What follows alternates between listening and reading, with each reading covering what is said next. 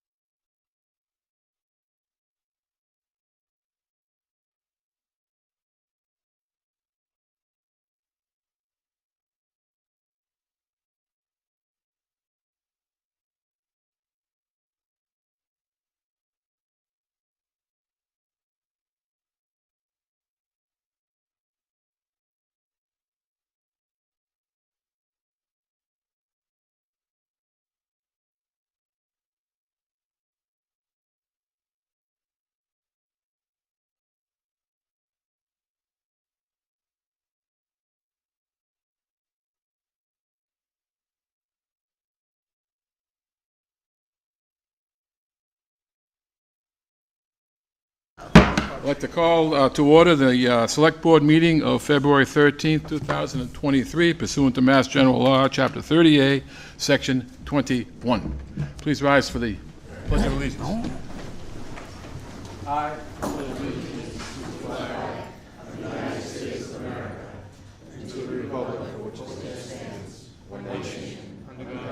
Indivisible, with liberty and justice for all. Please remain standing for a moment of silence honoring our veterans, both past and present. Thank you very much. Please be seated.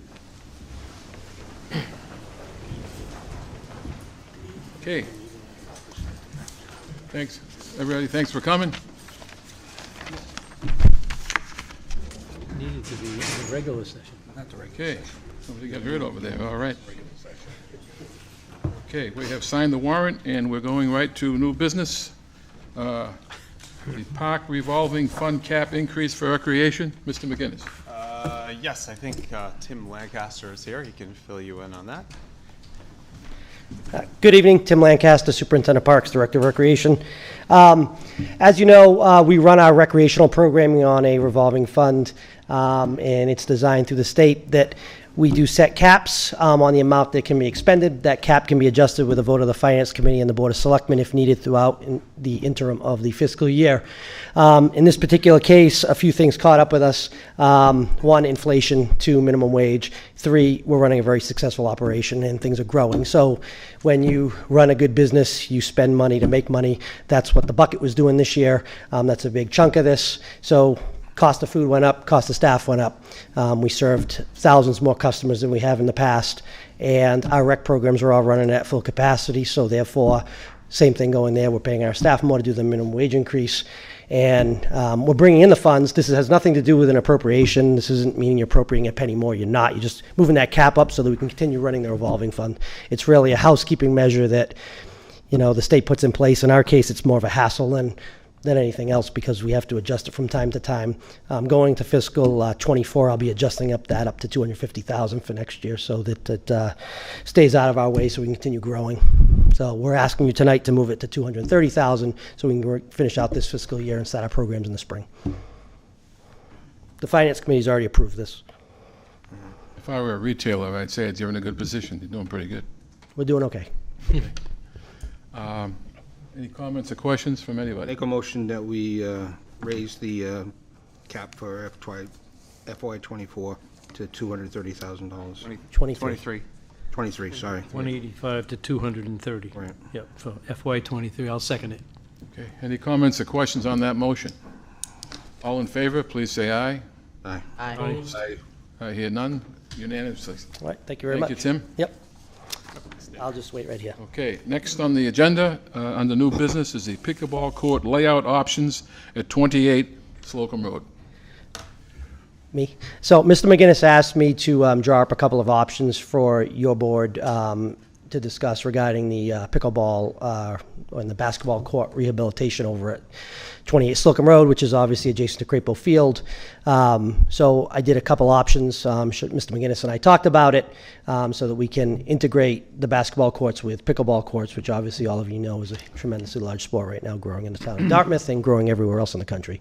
So I did that. And I assume you've gotten both options, and it's really up to you guys to kind of see which direction you want to go. Either one's workable. I have a preference, but I'll let you decide.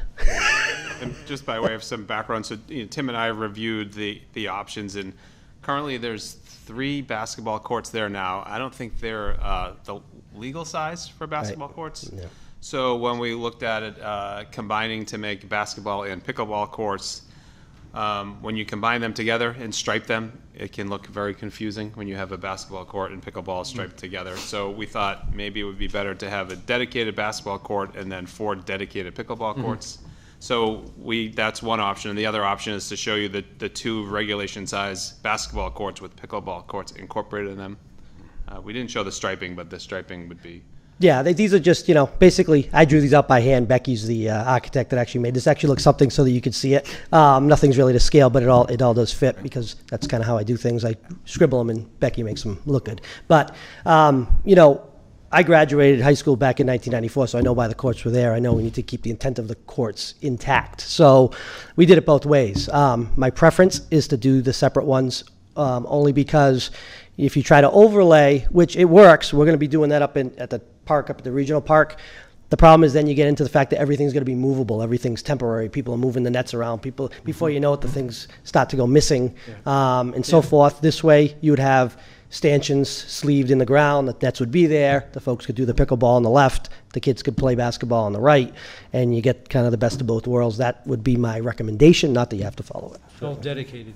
Yeah. So, The courts are different sizes, however, to me, they're not exactly the same size. The pickleball courts. Again, you can't go off scale. This is the but the, no, I'm courts. looking- The courts are different sizes. So a pickleball court's No, I don't mean that. I mean 20 by 44. But if you're looking at the comparison between the two sheets, don't do that, because that's just us trying to give you some type I of. was going by the dimension. So the courts themselves are the same size pickleball, no matter which configuration it is? Right. So you got to get 20 by 44 with some type of buffer around them. Yeah. Right. Yep. Ms. Brooks? I personally like the first rendition where the pickleball courts stand alone and the basketball court stands alone. That way, if the pickleballers come with other folks that want to shoot hoops, they're in a separate spot. We're not tripping over each other.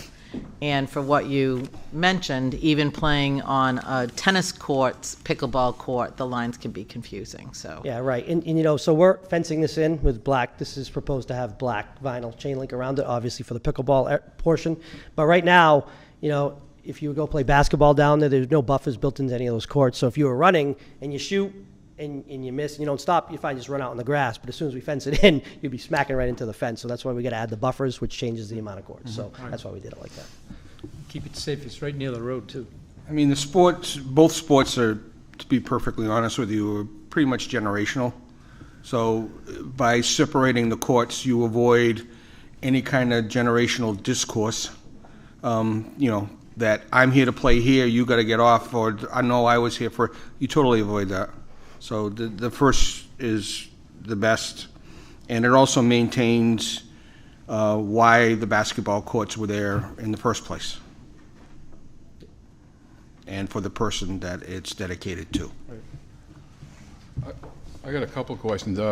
There isn't a lot of basketball use there, and it's not been for quite a few years as it Right is. now, I don't think it would be possible to even attempt to use those courts based on what I saw when I was designing this, the grass, and it's not, you So can't that run on may it. reawaken some interest in it, but we could also end up in a year or two where there's so much interest in those 4 pickleball courts that would we then at that point consider relining it? I know we can't get rid of the basketball in case there's a need for 8 courts rather You than could still 4. do it. You could do the temporary ones over the basketball in the future if you wanted to. All right. As they once said, if you build it, they will come. Okay, I think that's what's probably going to happen, but so we have that flexibility. Yeah. We don't want to go against your recommendation, I think, anyway, do we? It's not up to We me. need a This is under motion your jurisdiction. You Make have a full vote on it. control. Big vote. Yeah. This is going to go down in history as one of our most important votes. Are we I'll make a prepared to motion put that you? we approve the layout of the pickleball, basketball courts as the 4 separate pickleball courts and the separate basketball court, as presented. I'll second that. Second that. Any comments or questions? Are we prepared to vote? Yes. All in favor of the motion, please say aye. Aye. Aye. Opposed, I hear none, it passes. Great. Good Great. luck. Thank you. Be great to have those done for the spring. Okay. I don't know, it's spring, but Next, new business, we have a vehicle idling task force discussion.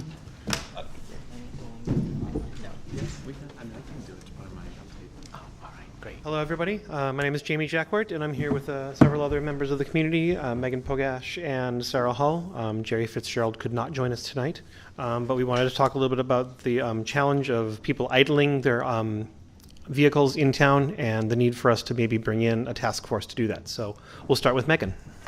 Thank you so much for having us. Right over the microphone, please. Thank you so much for having us. We're very concerned about what's going on in our community with excessive idling.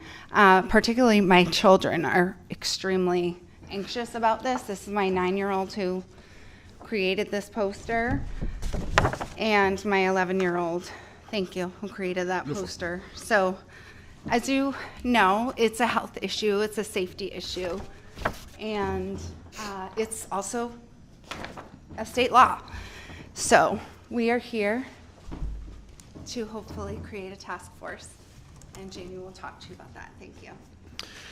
So, being the fact that it's a state law, we realize that there's lots of folks in town that just may not be aware of this. So what we would like to do is to recommend that we create a task force. So we've got the four of us that would be willing to do this, and perhaps somebody else from the select board to look at what are some options in ways that we could bring some of this information back to the community. So things like, can we put together some flyers, maybe doing that in multiple languages? Are there things that we can send out through the electronic backpacks? Are there things we can work with the high school and their video production team to get maybe a PSA created? Are just some of the ideas. There are some permanent signs available through the state DEP that address anti-idling that could go up on existing stanchions. So we would be identifying where these locations are. We're thinking, near schools, near some of our ball fields, and maybe some other businesses in the area where parents end up congregating outside of the gymnastics. Gym is one example. So just trying to, again, raise the awareness of this. Because it's an existing statute in the Commonwealth, enforcement of that does lie with the police. We think that it's very similar to littering in the sense that this may not be their top priority, but it is one of many priorities that they would potentially be addressing. But really, this is an educational issue that we're trying to just raise everyone's awareness of some of the problems. And again, when people are idling outside of the schools for 30 minutes at a time, that's all air that kids are breathing as they're coming out of those schools. And we're trying to get rid of some of those noxious gases and the greenhouse gases in general.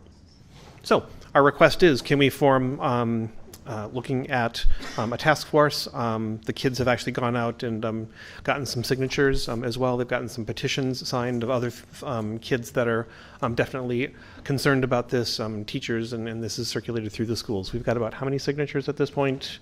I didn't count. We have a few pages, and so my daughter's teacher was also so supportive of this initiative, and thankfully she mentioned it to her whole school community, and actually teachers came into their classroom and signed, so you can look at it if you'd like, or I can send you pictures. So we've collected some signatures as well. So our ask is to help form a task force committee to look at this issue, and looking for your support to do so.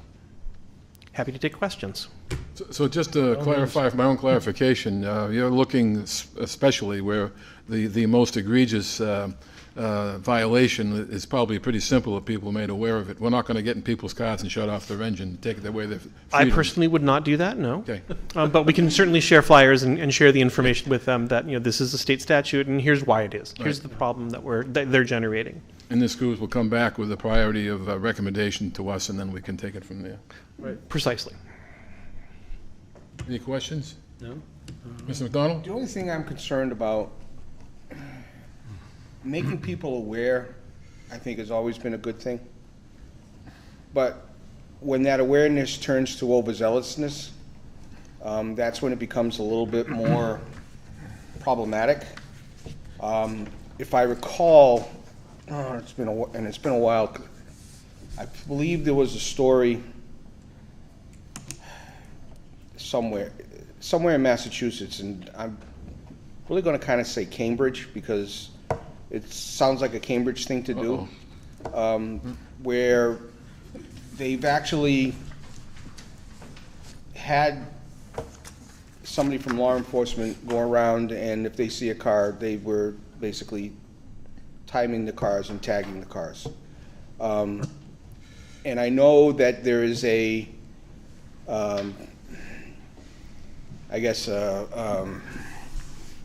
pass during the wintertime to have the vehicles warm up.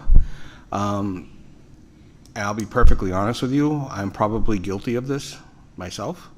And I would think probably 95% of the people in this room are also guilty of it. And bringing my granddaughter to Potter School, just about everybody there is guilty of it, bringing off the kids. So, I mean, making people aware is good. I just don't want to see the awareness become more, so that you have confrontation. And I can see this going in that direction, dependent upon the person, and mostly it depended upon the respondent. Not so much the person making person aware, but the person being aware. I commend you for your candidness in terms of, owning up to that. And again, what we're looking for is a task force to look at information, look at how we can best educate people about this, and make recommendations to this board. Now, interdiction may be a part of that. I doubt that, again, you're not deputizing the four of us to run out and hand out tickets. That's not the point. Again, we're trying to find informational ways to be able to educate our community about what this problem is and how they can be a part of the To solution. be perfectly honest with you, I think the best people to educate the drivers are the kids themselves. We would agree. Dad, why are you, how come you're out here 20 minutes and the car's running, I'm here because of my 9-year-old and my 11-year-old. Yeah. So they know I'm here. Great. Yeah, that's the only thing, you can see that, let's put it this way. If this was brought in about 5 years ago, I don't think it would be so much of an issue. But because of the tenor that's been out there in the last 3 or 4 years, yeah, I would be concerned about somebody knocking on my window and saying, hey, you need to shut your car off because of the gases. Well, who would, do you know what I mean? If I may add, I think actually by having the signage that's available in the state, that would kind of take the pressure off. So people don't even need to have those conversations. They just know, okay, I want to be a good neighbor. I want to be a good citizen. It's like picking up after your dog or hopefully not throwing a cigarette, Yeah, I would think if you have the signs in the areas where, cars have a tendency to congregate, I would say you probably would have a majority of the people complying. With the signs, I think you're right. Yeah. Well, let's find out. And I think this is really about us being able to go out and find out best practices from other communities. We're not the first ones to address Yeah, this. just don't talk to Cambridge. It's okay. You can talk to Cambridge. It's okay. If we talk to them, we won't tell you about it. How does that No, sound? that's even better. Well, just new technology in automobiles today, if you're stopped, your car stops. The Often idling some of them stops. do, yes. The new cars, they all have it. So that's a positive thing. However, there are a lot of older vehicles that are out there, and they'll idle forever. But that's moving forward. So I believe the last 3 years, you cannot shut that off.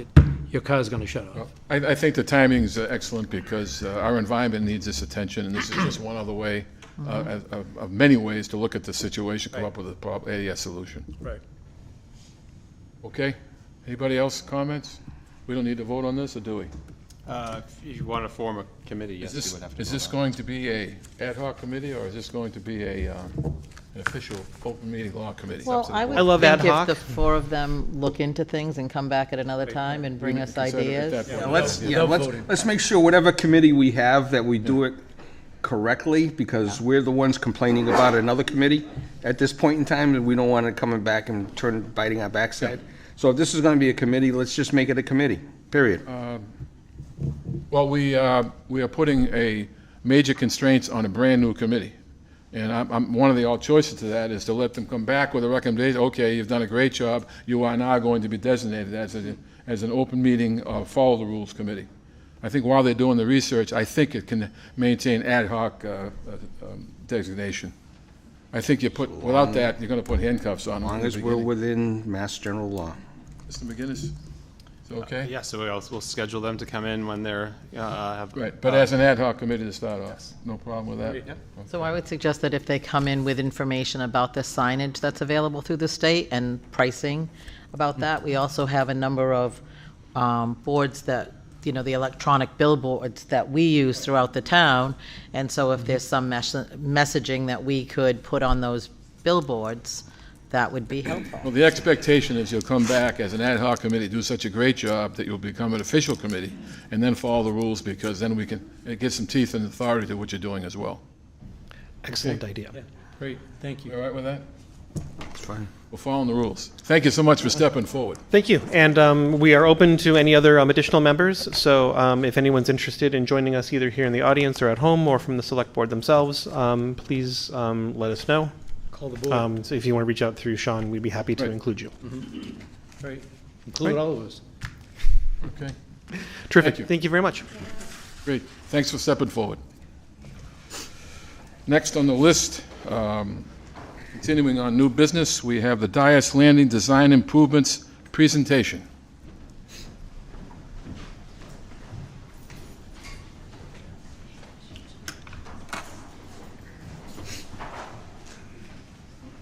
Who's this young fella?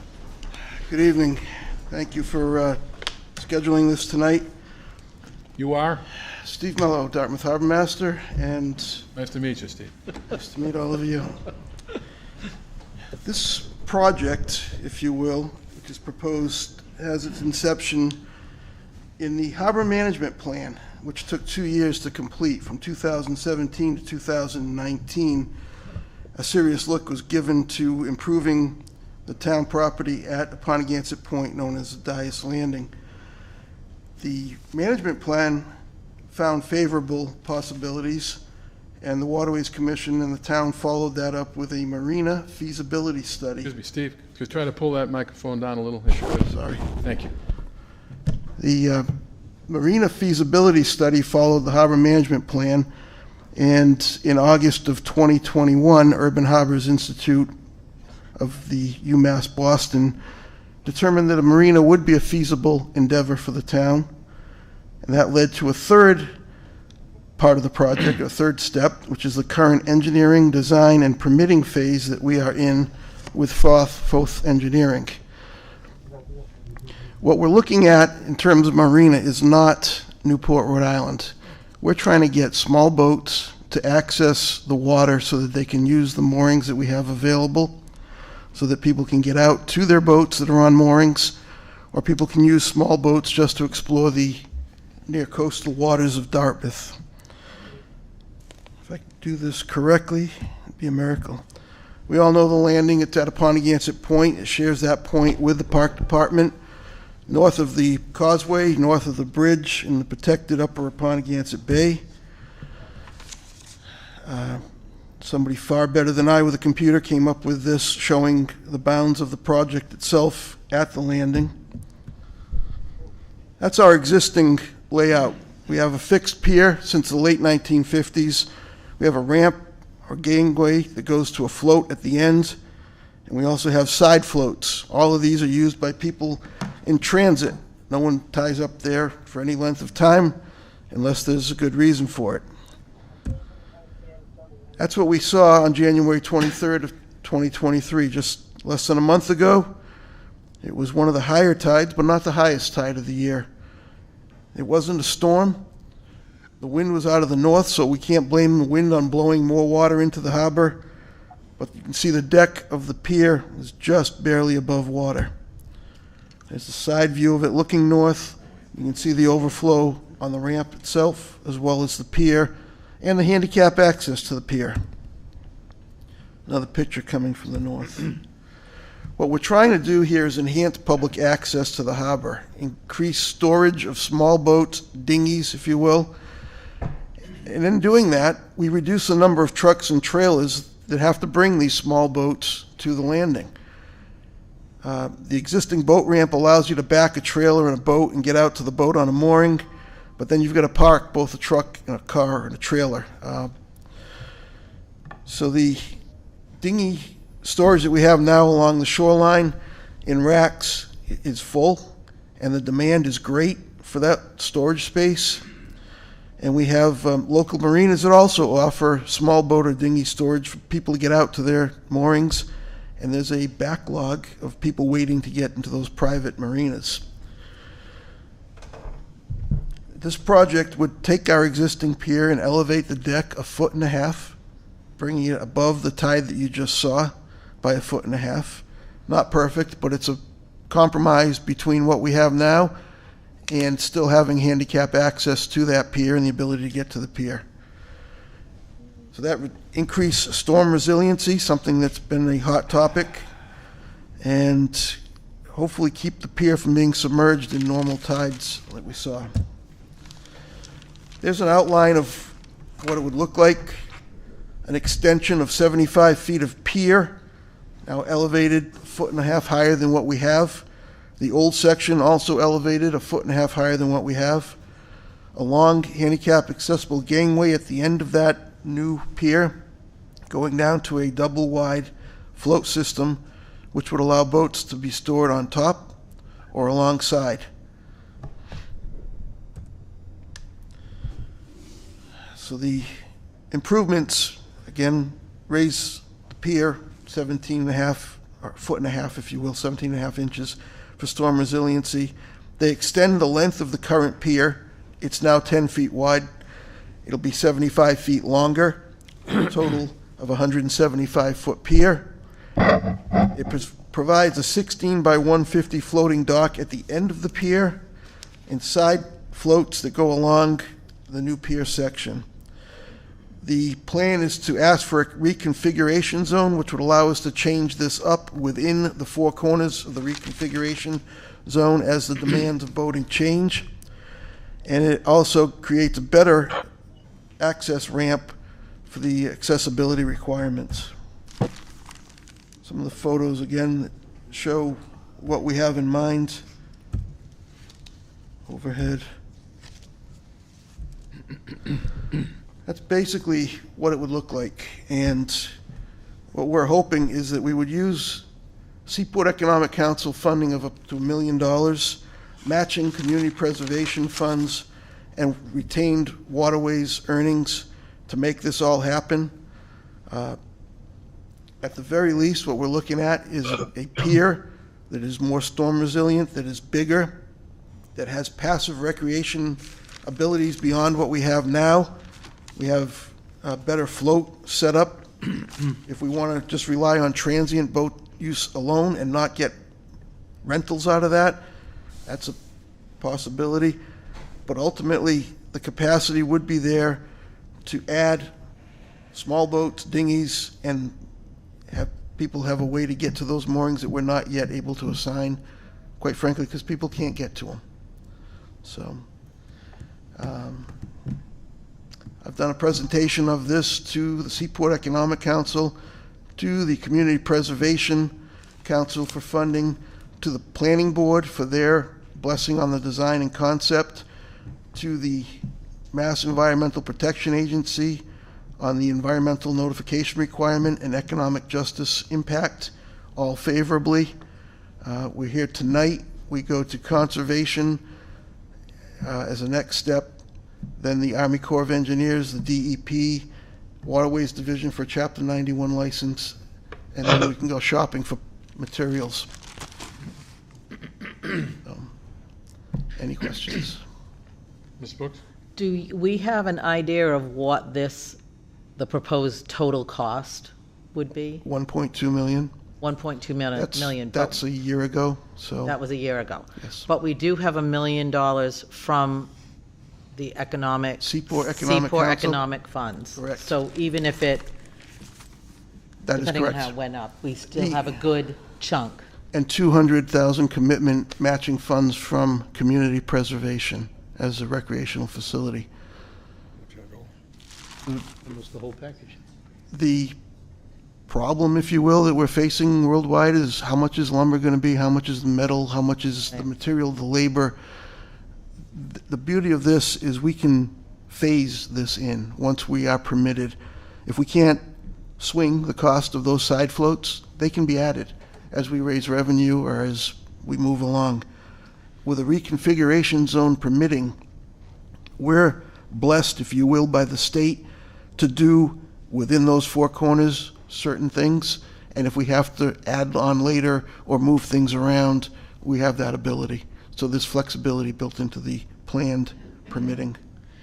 Will the current dock that we have be completely renovated or just raised? The decking would be removed and there'd be new decking raised up the 18 inches. And the current pylons can They can have sustain, that yes. extra? Okay, great. And those have been recently, within the last 10 years, they've been appraised for their seaworthiness, fitness, so they're solid. Okay, Mr. Mickelson? Whatever I just said.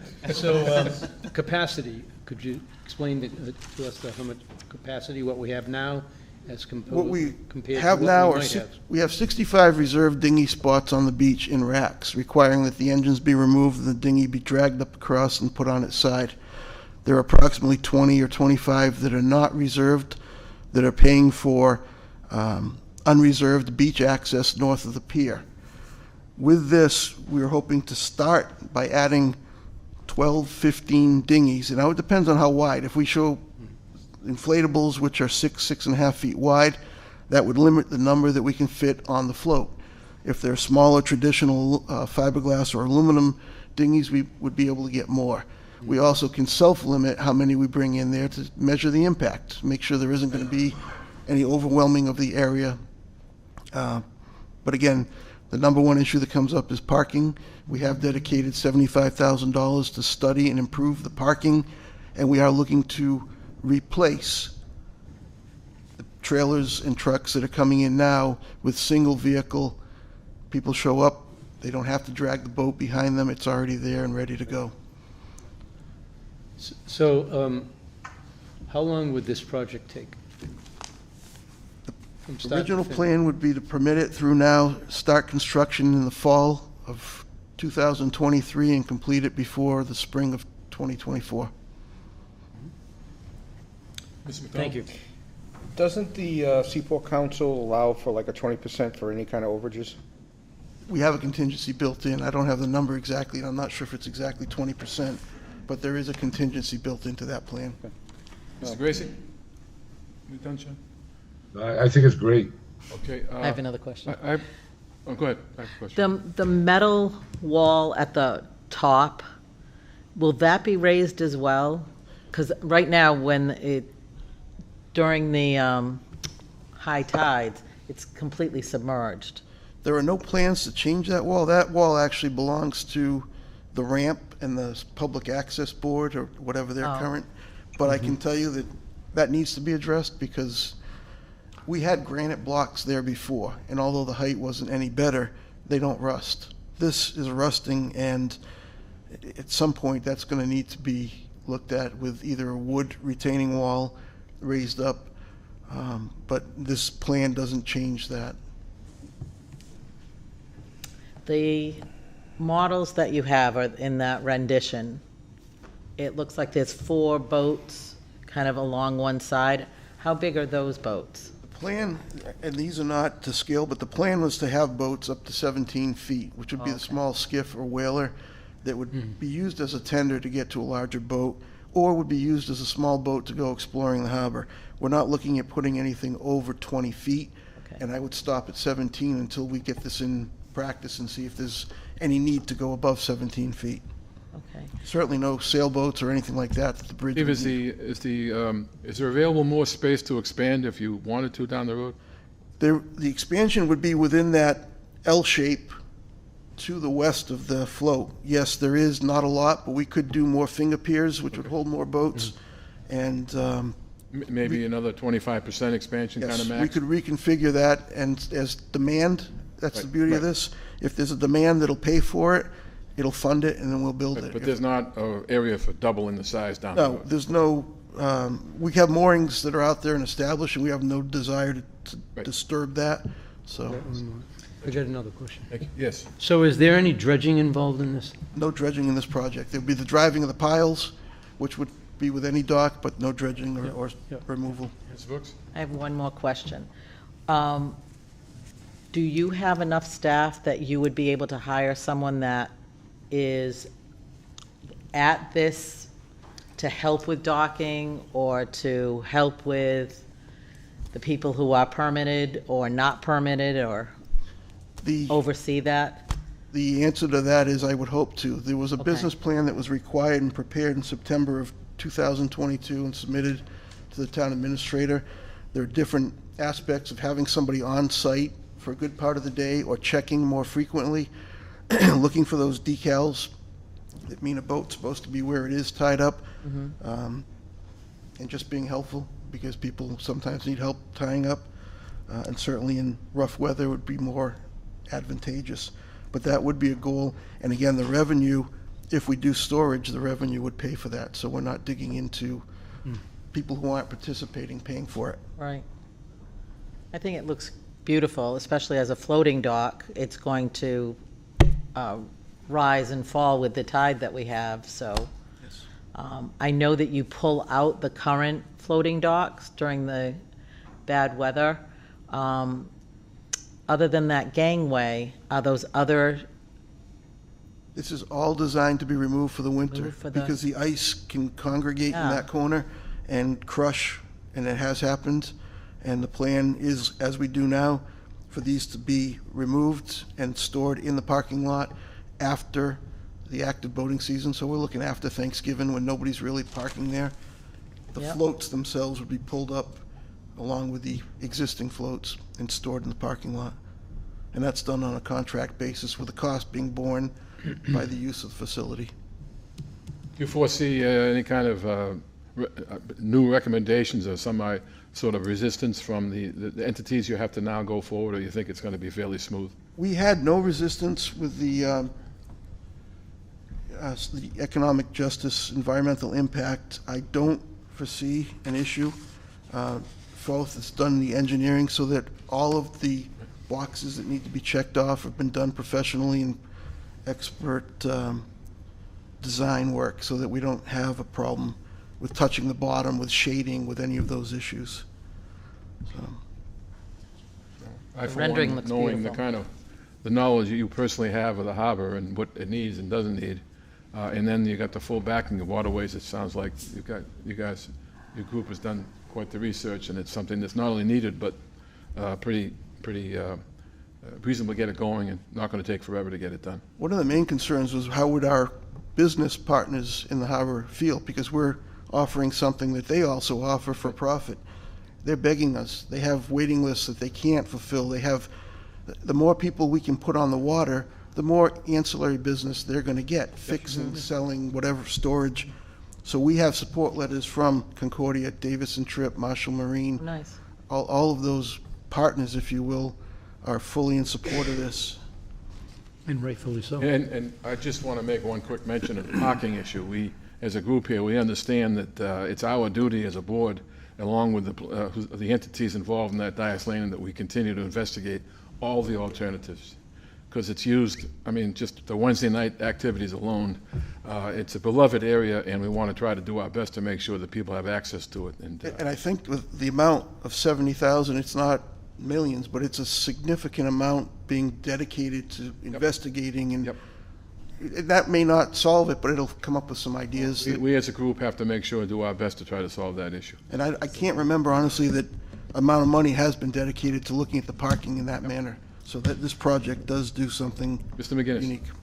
Yeah, so we are, as part of this project, looking at parking, but we've been working internally to plan on applying for a Seaport Economic Council grant to do a feasibility study of Upon-Agansett Landing, which would be the parking here, as well as the recreation side, to see what we can do to maximize the space and tie that into it. Another Seaport Economic Council grant we're trying to do on the Rogers Street boat ramp to perhaps get more of the commercial fishing traffic away from this area over to Rogers Street that's underutilized, and use this more for recreation that could be tied in with parks and recreation for the whole landing, but also incorporate more parking as part of that.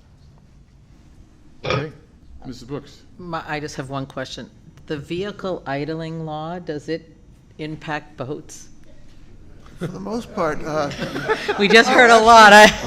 We don't have a law yet, so it's okay. Yeah. I've never heard that apply to There's anything always a beyond the troublemaker in water. this group, yeah. I just know how long sometimes we're idling, waiting Especially for the the bridge. sailboats. Knowing boaters like I do, most of them are idling even when they're moving. It's their idle Yes. speed, but Okay. anyway. Put you in charge of that subcommittee, Mrs. Brooks. Okay. Not now. I'm going to say no, it doesn't. no. I'm saying it very, no. Motorboat it's just- owner, I can see why you say Yeah, that. no, it's just cars, Okay. trucks. Do we need to vote on this, Mr. McGinnis? You can vote to approve the plan as presented, yes. Okay. Motion to approve the plan is presented. Second. Second. Thank you. Any comments or questions? All in favor of the motion, please say aye. Aye. Opposed? Aye. I hear none. It passes unanimously.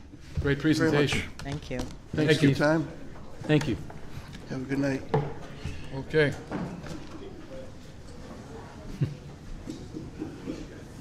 Okay. Oh, we have a brand-new subject, Mass DEP Title V update. Okay. This is me? Yep. Chris up here.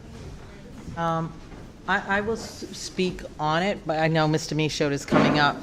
I just wanted to make the board aware that Mr. Michaud and myself have been meeting with Mark Rasmussen from the Buzzards Bay Coalition, looking at ways that we can make, one, the governor aware of the Title V DEP plan, so that she in turn can sort of stall the committee to think about some other things. And by working with the Buzzards Bay Coalition and our Board of Health, we are putting together a more strategic plan about meeting the needs of our town and our townspeople in alignment with what the DEP ultimate goal, which is the reduction of nitrogen. This is very informative. The other night we had a meeting, we had a presentation to the harbor management implementation. I never remember which committee we're looking at. And a gentleman from the Buzzards Bay Coalition, Daniel Goulart, spent a lot of time going over, nitrogen and phosphorus and all these other things that are in our water and how good storm water catchments are actually cleaning the water in the natural phase of this. And we want to make sure that we're capturing that information and not just looking at numbers, the collection of data. Did I do all right? You sure you have some comments? Sure. For the record, Christopher Michaud, Director of Public Health, Town of Dartmouth. So just in short, just a brief recap, we still bump into people that are learning about this for the very first time. Mass DEP is proposing regulations that if you live in a South Coast community or even one inland, these regulations likely affect you at some point in time. These proposed regulations do one of two things. They require a 5-year mandate when they get around to targeting your community and if there's a watershed within it. We've asked repeatedly from Mass DEP where the 5-year approach is based upon with science and engineering, and there's been no such answer. We'll only receive an answer from them when they pass these regulations. Because of the burden that this places on people, as the NSA subcommittee member, Mr. Gottlieb, so stated, Mass DEP doesn't want this. They want to put a burden on the people. But they still have an obligation to tell the people that they're going to burden and use as a pawn where this 5 years is coming from. What they really want is the watershed permit, but the way these regulations are designed with the watershed permit, they're laced with problems. As Select Board member, Ms. Brooks just mentioned that, there are ways in which this could be solved more reasonably, more equitably, but it's going to take the whole. It's not going to be just the burden on the people that are all sitting here tonight worried about this. Which way is the town going to go when this comes around to the town of Dartmouth, or if you're in the town of Westport or Acushnet or Marion or Mattapoisett, whenever they get around to us? The watershed permit's got problems because it puts all of the burden on the back of the town. And these watershed permits are an expense to come up with a strategy. That's the easy part. The town spends a few $100,000 that we got to figure out how we're going to get out of thin air. But then the strategy is going to come down onto you all. It's going to be coming onto the private properties. And as I keep looking at this, it always comes back to wastewater. Because when we've looked at what the state says is controllable nitrogen in the two major watersheds that we have to worry about at this time, 40% of the controllable nitrogen in the Slocum's River watershed is strictly regulated by the Commonwealth of Massachusetts. But yet they want us, the town, to put our head in the noose, as Mr. Gottlieb said, with this permit. And not the state. That's an incomplete regulatory proposal.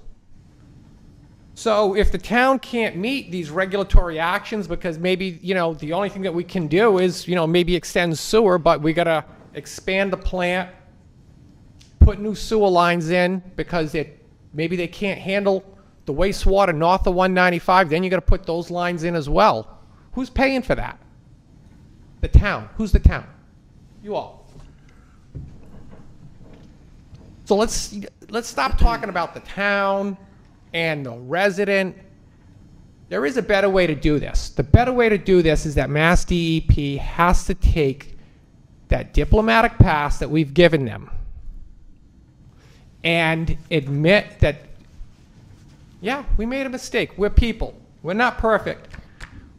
We breached the open meeting law. We didn't know about 310 CMR 15.040 where it says there shall be an advisory committee to advise the department on the implementation and regulation and revisions to the regulations as needed. Well, I can tell you all tonight that Mass DEP's response to all of that is that they didn't violate the open meeting law, and it was essentially just throwing mud at the wall. We'll post that to our website tomorrow. It's a public document. We'll share it. And that the 310 CMR 15040 requirement is a regulation, and it's discretionary.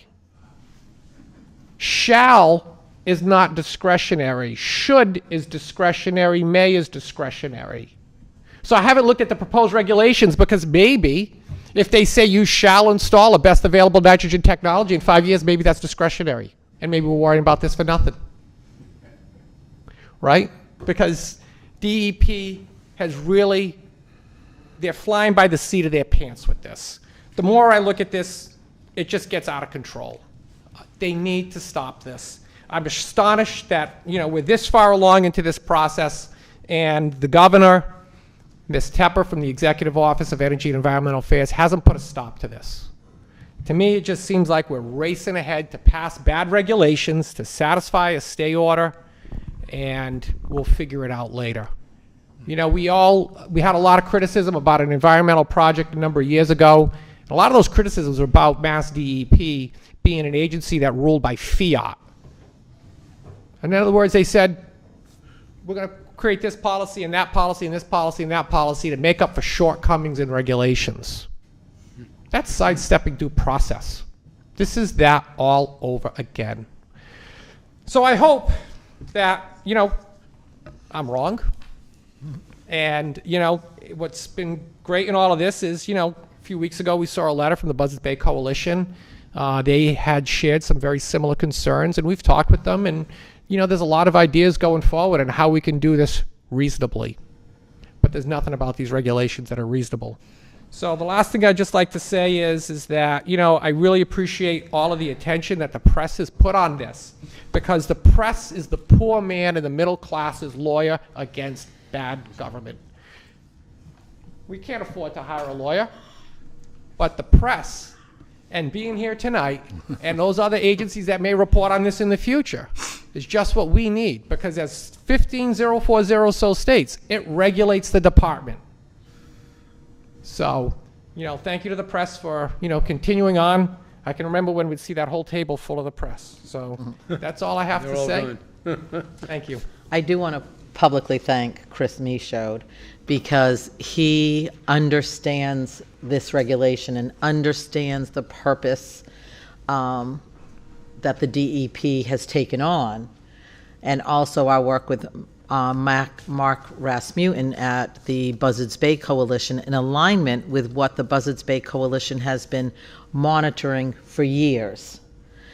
At this point, they're composing a letter that they will submit to the governor asking for her to intervene and put a pause on this DEP so that we can get better legislature. I am suggesting to our board that when it comes time to be specific about what that legislature should include, so that we make sure that we are speaking on behalf of our entire town and our citizens who do have septic systems, that we join in that that letter, that we co-sign as well. Sure. I just based on the presentation that was made the other night, they know our area. They know the streets, they know the names of the streets, they know where the rivers come, where they go, they know where the tributaries come, they understand it. And my feeling has always been that we need to partner around that coalition, because they're the scientists and we are the people who need to get solutions. And this is a town problem, it's a state problem, and getting someone like Buzzards Bay behind us who's going to give us a lot of solutions. And understand that they're already studying the water. They've been doing it's almost a full year doing study, and it's going to be another couple of years. And we're going to get some really great information as to where it's Long coming before from. the DEP suggested this watershed permitting, Right. they were studying especially the Buttonwood Brook. And I've to said this the before, harbor. I never want our town to be known as a bunch of whiners and crybabies. We are part of the problem, Right. but we are also part of the solution. It has to be spread around among the entire state and what we end up doing. And it also, this is our entire town has to be committed to safe water, Yep. to use of our public beaches and public water. We all have to be committed to that. This cannot go on the backs of the individuals in our town that have septic systems. And we need to have DEP recognize those individuals that in the last so many years have complied with the DEP Title V and have upgraded their systems, which now the DEP is saying that's not enough. Right. We need to make sure we At this keep point all in of that in time, mind. would anyone like to come forward and have any words to say? Keep it under 2 hours. 2 hours, would be fine. Introduce yourself, please. My name's Mike Dallio. I'm a resident of Dartmouth. I live in the Westport. Speak right in. I live in the Westport watershed. My question, bunch of questions actually. Are you exploring the DEP's clever way of bypassing Proposition 2.5 by creating a or a regulation that in fact is a mandate? In 5 years as a resident, I'm mandated to spend 50 to 100 grand to change my septic system. Or the town is mandated to spend millions of dollars upgrading their sewage treatment system. Either way you turn, it's a mandate. I'm hoping, I'm praying that you are exploring that, because that's a violation of already known state law. They can't do it. It is an unfunded mandate. Yes. Let's not talk about it like this is, I know we all want clean water, but I'm a retired engineer. I downloaded these models for the Slocum River and I know people that live on the river in Westport. And the Westport River is very close to their nitrogen levels. They're almost where they're supposed to be. And yet, there's nothing changing in the river. In fact, it's getting worse. So all of this regulation is based on models. And according to the models from 50 years ago, we're supposed to already be underwater right now. So I don't have a lot of faith in what's being presented, especially when you visually go out and look at the rivers and say, well, if the nitrogen levels are close to what they're supposed to be, how come all of this stuff's not coming back to the way it's supposed to be? It's actually getting worse. What else is being checked to make sure? Are they checking alkalinity? Are there other things that are being checked? All they're doing is focusing on nitrogen and focusing on homeowners. Right. And they're not even talking about the geology difference between what we have in Westport and Dartmouth and what the Cape has. The beautiful thing, first, I believe this is a knee-jerk reaction to something else going on, but Buzzards Bay Coalition is looking at all of those things and really is looking at all of the watersheds and the tributaries and where their output is and taking vital data sources. If you can find, last week, it was Thursday evening, the meeting that I referenced, the presentation by Dan Goulart. It was taped by DCTV. So if you go on YouTube and look up DCTV and see the meetings that they've posted, it was a wealth of information. And having sat at the meetings with Mr. Michaud and Mark Rasmussen from Buzzards Bay Coalition, and myself going on the Buzzards Bay Coalition website and looking at all the data that they're collecting, well beyond nitrogen only. They're looking at lots of other things. But it also comes down to the natural healing ability of our ecosystem. And not just the septic. We're looking at fertilizer use, we're looking at composting. What are some other ways that we as individuals can help the environment? And it's going to be an education of the townspeople. This is not just septic system issue. That's the point. But the whole regulation is focused exclusively on Right. septic systems. Right, and that's why and we're storage treatment we're system. trying to get the governor to intervene and put a pause on DEP. And one of the things that we're talking about at our meetings is, what would it look like if we had a longer period of time to deal with this issue? Because if we're looking at sewering more areas within Dartmouth, what does that mean? What is the cost of that? Can our current sewer treatment plant handle that? And if we come up and say that there's going to be areas of Dartmouth that cannot be sewered for one reason or the other, what is the plan for the town to help those individuals in their system? Why are we assuming that nitrogen is the issue? That's accepting that nitrogen is the issue. If nitrogen is the issue and the Westport River is already close to the nitrogen levels and nothing is coming back, what else is playing into this? That's because DEP is all bureaucrats and not scientists. Understood. I understand that. And what are we doing about it? I mean, That's the question. This whole situation is like a big onion, and there's so many layers to it that it's just hard. Every time you peel back something else comes up and stinks. And part of the problem with this unfunded mandate, the first shot has already been fired, and that was the bill filed by Senator Montigny and Representative Markey. I read that. Personally, I really hope that works.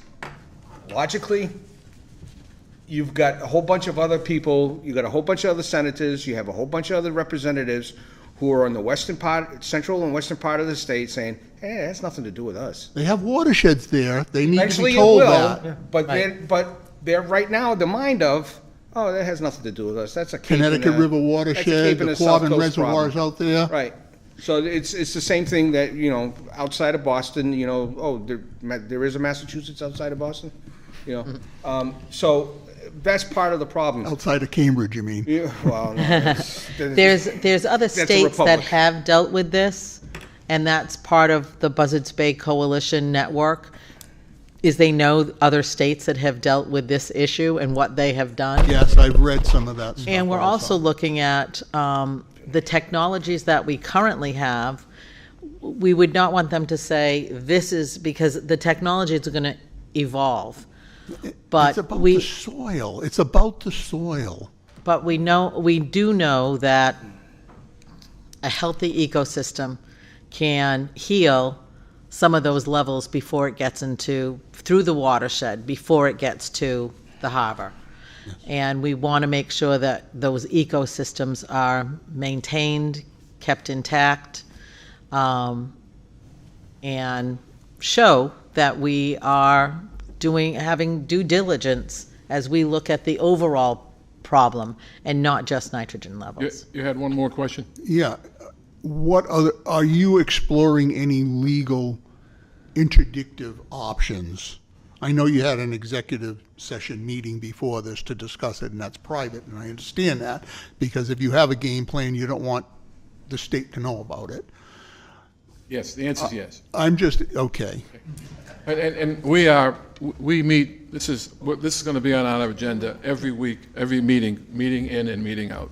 And as you can see, things change. And that's why we're going to meet and talk about it. Some require executive session, some do not. Okay. So thank you. that's I'm the all answer. set. Is that, yeah. Thank you. Tell all your friends about it.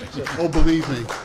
And not I just have. in Dartmouth, but as you said, this is an Oh, I issue for have. other communities. I have So a those large communities network, that and don't I've told think a lot that of people about it. that this is coming to them, it will. Personally, I just have a problem. I've said this last meeting as well. On the Cape, they had 20 years to do something, and they promised. And town meeting turned down these solutions, meeting after meeting after meeting, and they ended up doing nothing. The Cape has polluted water wells. My point is that I want to make sure that as a town, we take this issue on as a town, and we come up with solutions, whatever they are, because we want action and we want clean water, not to keep putting it off, whatever that is and whatever the science is. But our domestic water wells are not polluted here. I understand. Down the Cape, they are. That's because of the soil. It's about the soil. I understand. And we don't so does want, we don't DEP. want a mandate or a law going in that is a broad brush. It doesn't, It's got to mean something. It's Right. got to And it solve a cannot- problem. It's going to throw money at something, and it's not going to solve the problem. We want the rivers restored. right. So the nitrogen's almost where it's supposed to be in the Westport River, but it's not restored. So how much money has Westport already thrown into it? They've mandated these systems on all the new houses, and their nitrogen levels are way down, but the river is not improving. Your point's well taken. We Well want taken. we had want it back. education. Huh? We need to educate everyone. And we need But to. educate them in what? We don't know what the problem is. The state's telling us it's nitrogen, Well, but I don't think it's We know the only we problem. don't have sand like the Cape has. Yes. We know we have a different soil, and we can delineate that from that equation. We are a separate entity. This is not the Cape. Okay, we're going to have to move on. And I'm very Your frustrated. comments I are think you excellent. sense it. Thank you. Thank you. Anybody else want to? Anybody else want to step forward? Please introduce yourself. Yeah, my name is Dan Turner. I'm a resident of Dartmouth. I've also spoken with Sean as well in this. I've been involved in wastewater treatment for 40 years. And what's interesting about this is that we all agree. We all want a clean water. Watershed is very important. But they have to take a look at this in a way that is meaningful. I think you really addressed that pretty well. But we have to take a look at the large mass loading levels first. And the state has not done their job. They're throwing it on the town. We need to have pushback on the state, the Mass DEP, because they have not done their work. They can't just throw it on the townspeople here. They've got to look at the TMDLs, the mass loading conditions. We have inputs coming into the estuaries and also the watershed from areas that are out of our control. And it's not just Dartmouth, it's not just these towns, it goes all the way back. So they cannot just put it on us within 5 years. We have to be proactive, and I implore you, whatever we can do to be proactive, to push back with some kind of a legal approach to stop what they're doing, put it on pause, and do a real study as far as what needs to be done, and go about it in a meaningful approach is going to be beneficial for everyone involved, for our townspeople, our children, and our grandkids. Wonderful. Now, taking a look at just the different issues, We've got New Bedford CSOs that are putting out just tremendous mass loading. We have treatment plants that are not total nitrogen removal plants at this time. We have to be honest. They need to be upgraded. We have compost piles that are putting out tremendous concentration levels of ammonia, similar to that of a landfill. And then we also have, on top of that, we have farmland that also needs to have barriers around each piece of farmland. There's material called biochar. It absorbs total nitrogen and other contaminants, and it can be actually sealing off any kind of leaching from farmland as well. There's different ways of going about this. But the bottom line, and again, to the gentleman that just spoke as well, we need a pushback, and we need you guys to stand up. Anything that you can do legally, any kind of support that you need, I think you'll find it within our town as well as other areas. So I'm here for support. Good to We know. all want clean water, but we also want to do it in a way that's meaningful. Well said. Thank you. Thank you.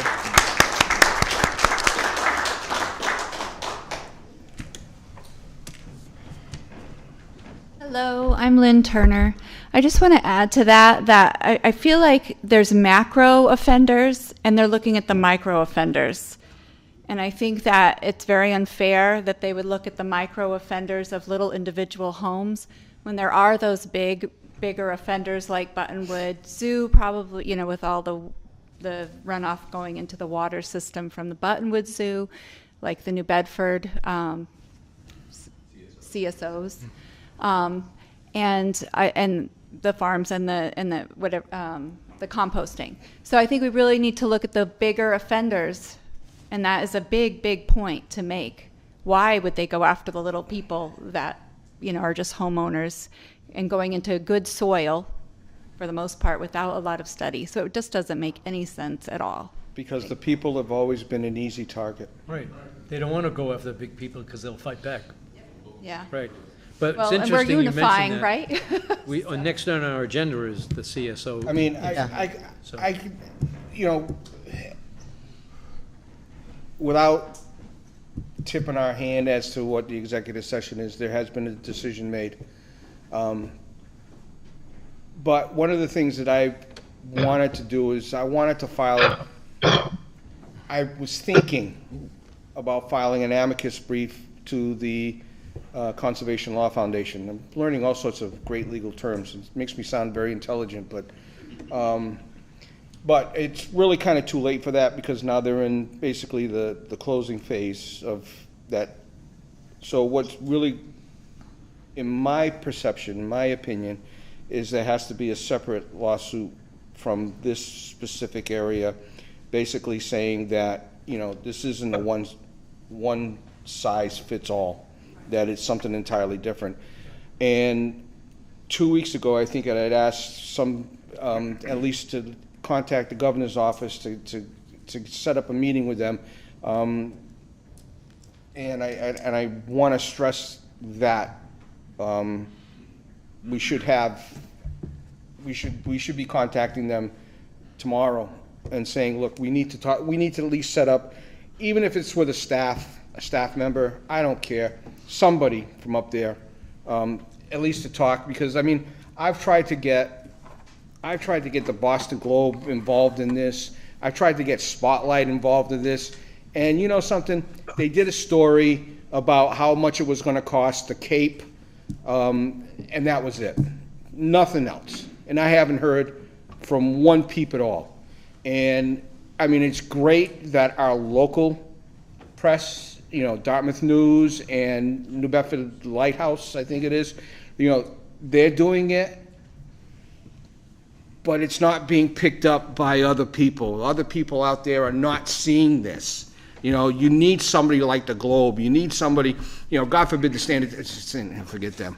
They're just, you need major newspapers to pick up something like this, and it's not being done, and that's the thing. So we need to make a request to the governor's office to have at least some kind of a correspondence or a sit-down with them to discuss this. It's going to go a little further, but, you know, The letter that Mark Rasmussen and Chris are working on and should be completed within the next day or two, that's the direction that it's going into.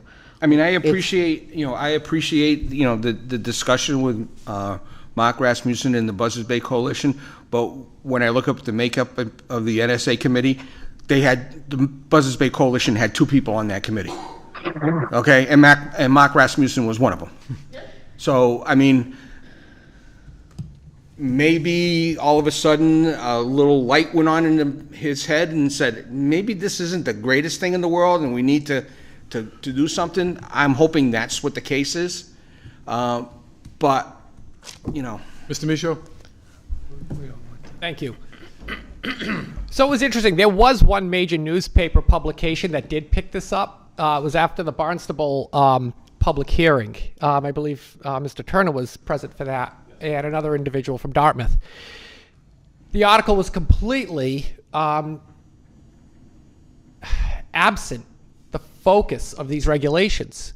They were talking about a lot of pollution going on in environments that the pollution is sourcing from phosphorus. These regs are not even focused on phosphorus. These regs are laser focused on nitrogen. And the reason why I mention that is because that shows you the danger here. That these regulations are being spurred by a lawsuit.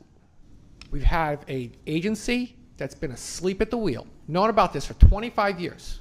That's irrefutable, was mentioned by a former Mass DEP employee on tape. And it took a lawsuit to drive them. So give it a couple more years, they'll find 10 more people, the Conservation Law Foundation, they'll find a couple more people, and they'll go after the rest of Massachusetts for phosphorus. So those that are sitting back saying, ha ha ha, it's just South Coast, Cape Cod, the islands, you're next. Because those ponds that are green, like North Watuppa, they'll be coming after those next with phosphorus. Where's the end to this? And why I mention that is that the 5-year get rid of them all, when have we ever done that? We don't do that with cars. We regulate cars largely because we worry about the poisonous gases and on human health. We've always held a higher standard for public health than we have for the environment. The best example of that, the Bliss Corner investigation. We're looking at residential standards, which are the lowest, and then you've got commercial standards that are higher. So, you know, hopefully, you know, some of these concerns are heard by the governor's office or her appointee, Rebecca Tepper. I know I have made emails to her as a courtesy when we filed appeals with the Secretary of State's office. There has been no reply. I know a number of residents that have emailed DEP as well as Ms. Tepper, and I have not heard from anyone that she has replied either. So it's very concerning that, you know, I look at some of these emails that are coming from residents, and I read one over the weekend that came from a resident in North Dartmouth, and wow, I wish I could share it. It is a public record, but wow, it was a very from the heart, very focused, and very meaningful to any reasonable person. It deserves a response. And I know that person is here tonight, and I hope that Ms. Tepper responds. Thank you. It's okay if I post it to our website? I will. Do the ones of the government, too. So the last thing I want to say is that we're going to put out 2 more clips on DC TV just to bring some awareness about nitrogen. So hopefully we'll have those out early next week. And it's going to show, you know, that nitrogen isn't just a problem here, that there are pollution from those other state controllable sources elsewhere. And Massachusetts needs to step up through MDR and Mass DEP. So, and I did another records request on Mass DEP in response to the second skit that we want to do, because we want to talk about sewer sludge, because we cannot regulate the placement of sewage sludge. We get 2,000 tons a year of sewer sludge in Dartmouth at the headwaters to the Westport River. 2,000 tons. And it's 4 times the strength of septic tank wastewater. Thank you. Okay. We have time for maybe one more comment from anybody who wants to make it. How about 2, but we'll make it brief. All right. Thank you. My name is Rich Machado, and I live in Dartmouth. All I want to say is that to get somebody's attention, you're going to have to go legal. This is going to have to be litigated. This is going to have to stop the MDEP in their tracks for whatever reason they think that they can enforce whatever idea they have in their head to a town like Dartmouth that they don't live in, they don't know anything about it, they don't know anything going on, but they can check a box and everybody's happy. What do? Well, you know, we had these individual citizens in Dartmouth buy new septic tanks, which isn't even going to, apparently, what I've read is not going to do much, except cost people a lot of money that work hard and are trying to do the right thing. So all I'm saying is, and all the comments here are great, everybody's great, but I wrote to the governor, and I never got a response, and I thought it was a pretty good letter. And I never got a response. I got this. I got one of those robo-responses that told me, we'll hand it to the appropriate personnel. Mm-hmm. Well, I sent an email back. I know nobody's going to read it. But, you know, I hope that one of the appropriate personnel is the governor. Because all this is doing is playing right into their hands. The newspapers are fine. It's the current story. It's a wonderful thing. Once the DEP passes these regulations, there's going to be another story somewhere else. So I'm just saying that legally, stop the press. Stop the DEP and let the process take over. Let it happen. What are they afraid of? They've waited long enough. That's all I wanted to say. Thank you. Thank you. One last comment. Thank you. Don McCormick, North Dartmouth resident. Just one word of caution on the models that are being developed. Look, models need to be validated before you make decisions on it. Worked for the Navy for 35 years. That's how we did the business. So if the Buzzards Bay Coalition is doing another model and they're taking samples out of the water, that's nice. But somebody needs to come and ask me, is my well polluted? And how long does it take the stuff from my septic system to get to the watershed, right? Because otherwise the model is meaningless. They're taking numbers out of the thing, out of the water. It could be the 5 homes along the water and nobody else, and that's great. Then we could use the money and fix those 5 homes. So just be careful with the models. They should be notes out to all the residents, asking them, do you have a septic system? Yes. Have you had your water tested? I have mine tested every year. Never had a problem with nitrogen in my water. Al's behind me. If it's going to the river, it's going to his well. His well's not polluted. So I'm not really sure what they're talking about on their models. So just a word of caution. They're not sure either. Thank you. I hope everybody everyone wanted to speak did, but this is ongoing, and whatever we're going to be on for next meeting, it'll be on the next meeting. We'll be there for you. And thank you very much. Appreciate all your comments and showing up here. Okay. We're going to move on to another wonderful subject, the New Bedford CSO notification comments to Mass DEP. I want to take a moment. Chris, anybody who wants to head out, it's okay. Board members cannot leave.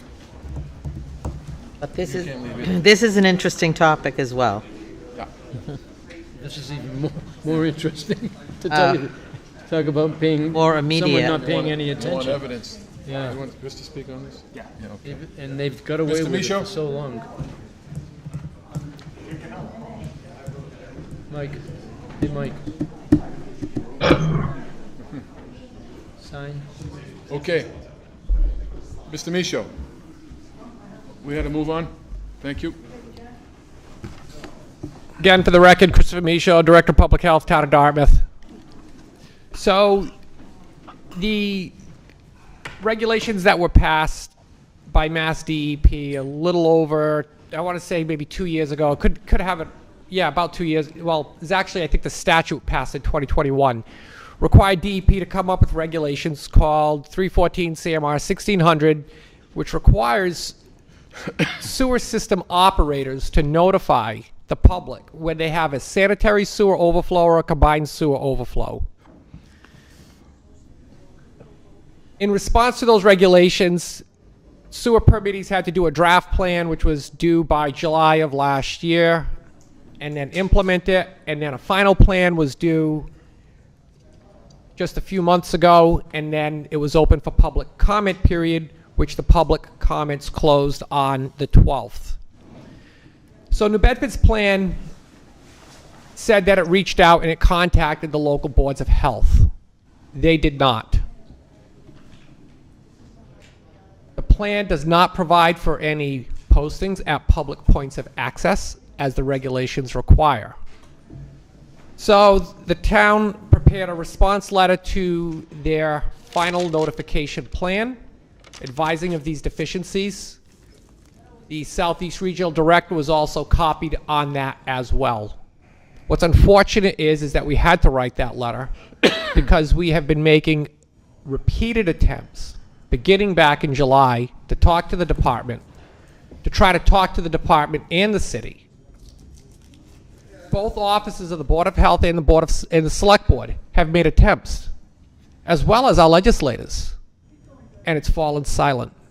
So all of this is only about getting New Bedford to put the signs up by contacting us first where they need to go, just like the Rogers Street boat ramp.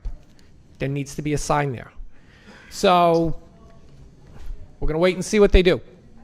But as far as CSO number 3, which went off again last night for almost no rainfall whatsoever, it continues to go off at a high rate of frequency, almost a surefire every time it rains. The gallonage, I haven't calculated it in a while. Probably will do it when we're about 3/4 of the way through the year. But I believe that the gallonage and the frequency of discharge is far more than the EPA was led to believe when they signed the consent order with the EPA. There is nothing in the EPA consent order, as Leldon Langley said to the public at the UMass Dartmouth public hearing, the informational session, when he tried to defend the chronic nature of the discharges by saying there was a consent order. There's nothing in that consent order that is going to upgrade that CSO. They've done some low-hanging fruit of looking for like inflow and infiltration, illicit connections. That's all low-hanging fruit. The chronic nature of that CSO number 3 is going to require far more than that. And I understand the city's plight. It's probably going to cost them a whole lot of money, and they got a whole lot of money under that consent order they got to spend. So they're in the same situation as the residents here, but it'd be certainly nice if they sat down and talked with us, because we need to start thinking about response-based testing and the burdens that's going to put on the town, as well as some of our semi-public beaches. What that's going to do to the use of our public, beach, Rogers Street, for example, the boat ramp there. We just don't know, but the city continues to hide. So, we wait and see. If we keep on this track record, then it's going to be a pretty eventful summer every time it rains out. Questions? My comment to that is my concern, not only for Rogers Street boat ramp, which also includes the community boating area, Jones Beach, Anthony's Beach, Stone Ledge Beach, all of those areas. The scary thing is, this is the first time, this last year was the first time they were mandated to tell us. Right. So think of all the years that we had no idea this sewer overflow was going out into Clark's Cove with the regularity that we've seen in just the few months that we've actually received notification. And how much of that how much seafood's got into our Shellfish bodies and that we've purchased through local businesses that probably buy those quahogs and clams. And that's the interesting part, because, we really don't know the downstream effects of it. And the downstream effects are so variable. You've got wind, you've got tidal direction, you've got water temperature, you've got rainfall amount. Each one of those things is going to have a different effect. You've got the conditions on the shoreline, the underlying depth.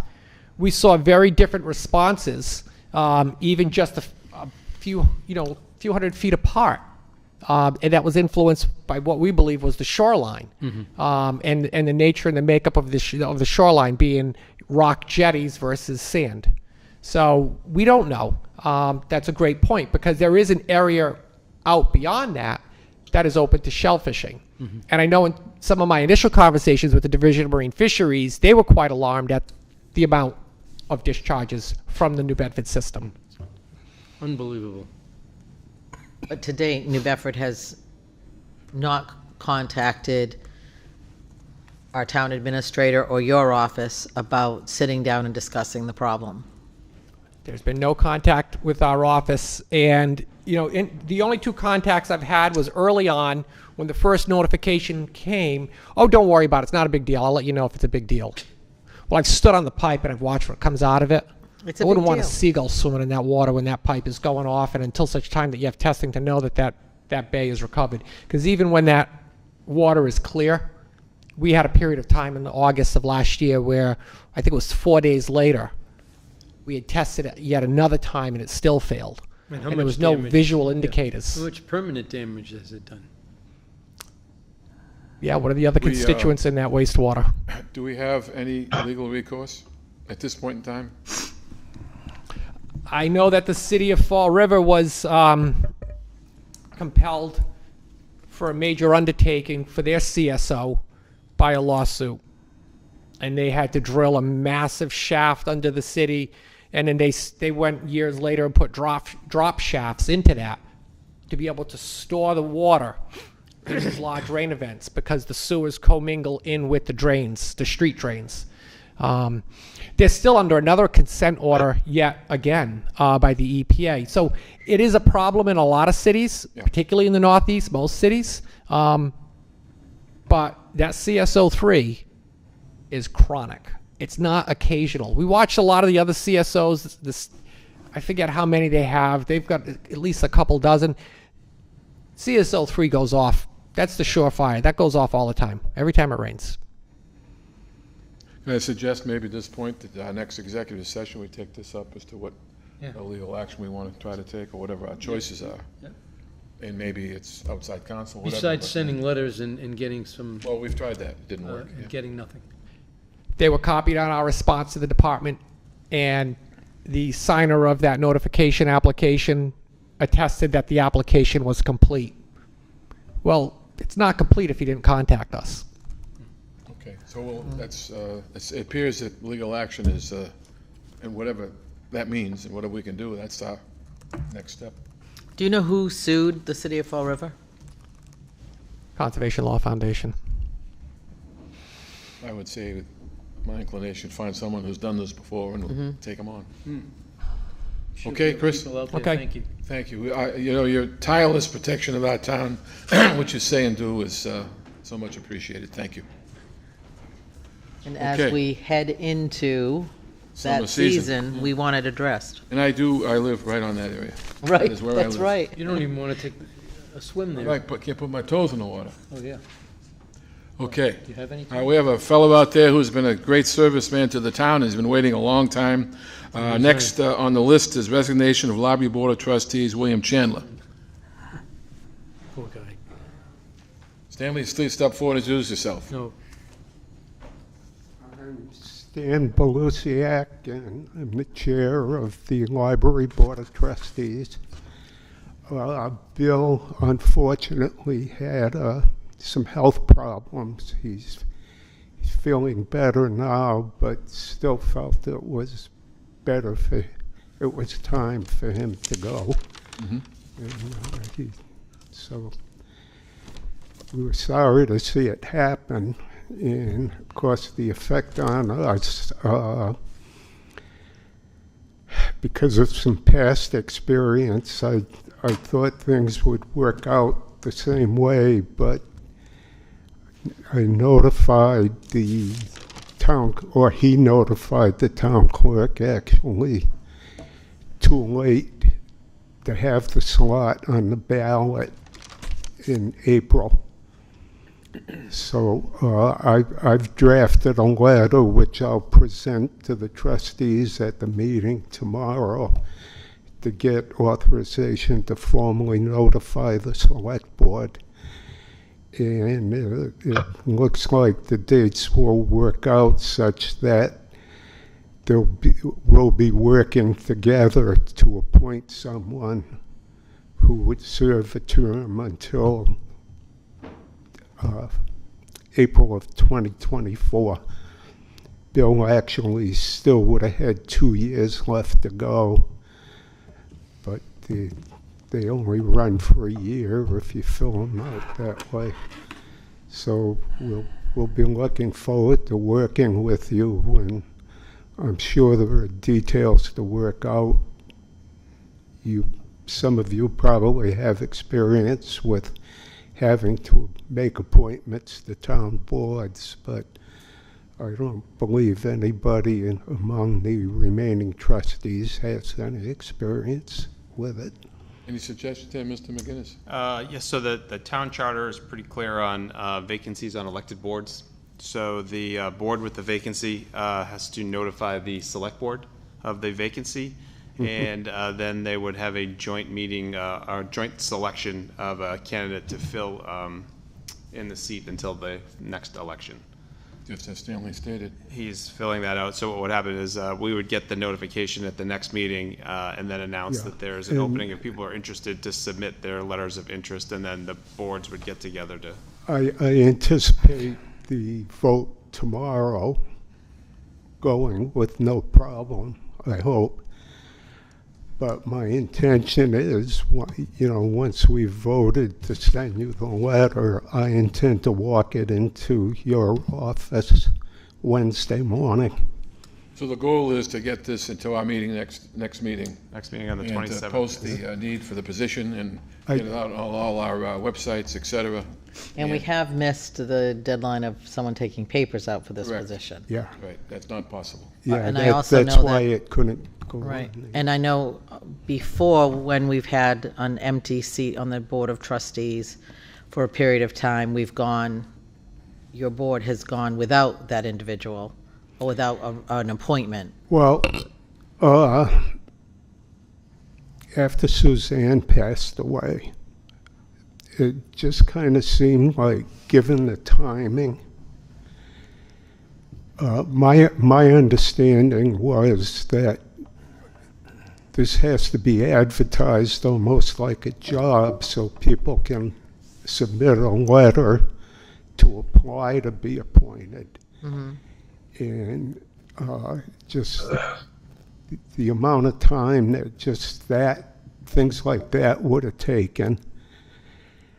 Probably if we had worked together to appoint somebody, they'd have had maybe 2 meetings they could have attended before the election.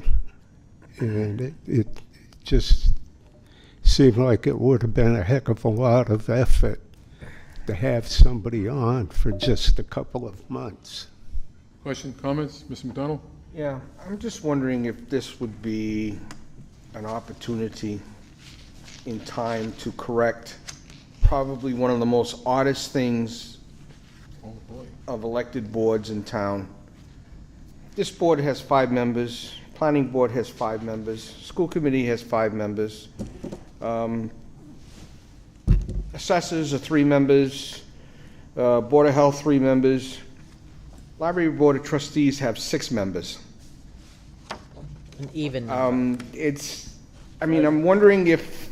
I'm wondering if this would be an opportunity to basically say, we need to reduce the number of board of trustees of the library board of trustees to 5, so that there's always the opportunity for a majority of 3-2 instead of having tied votes at 3-3.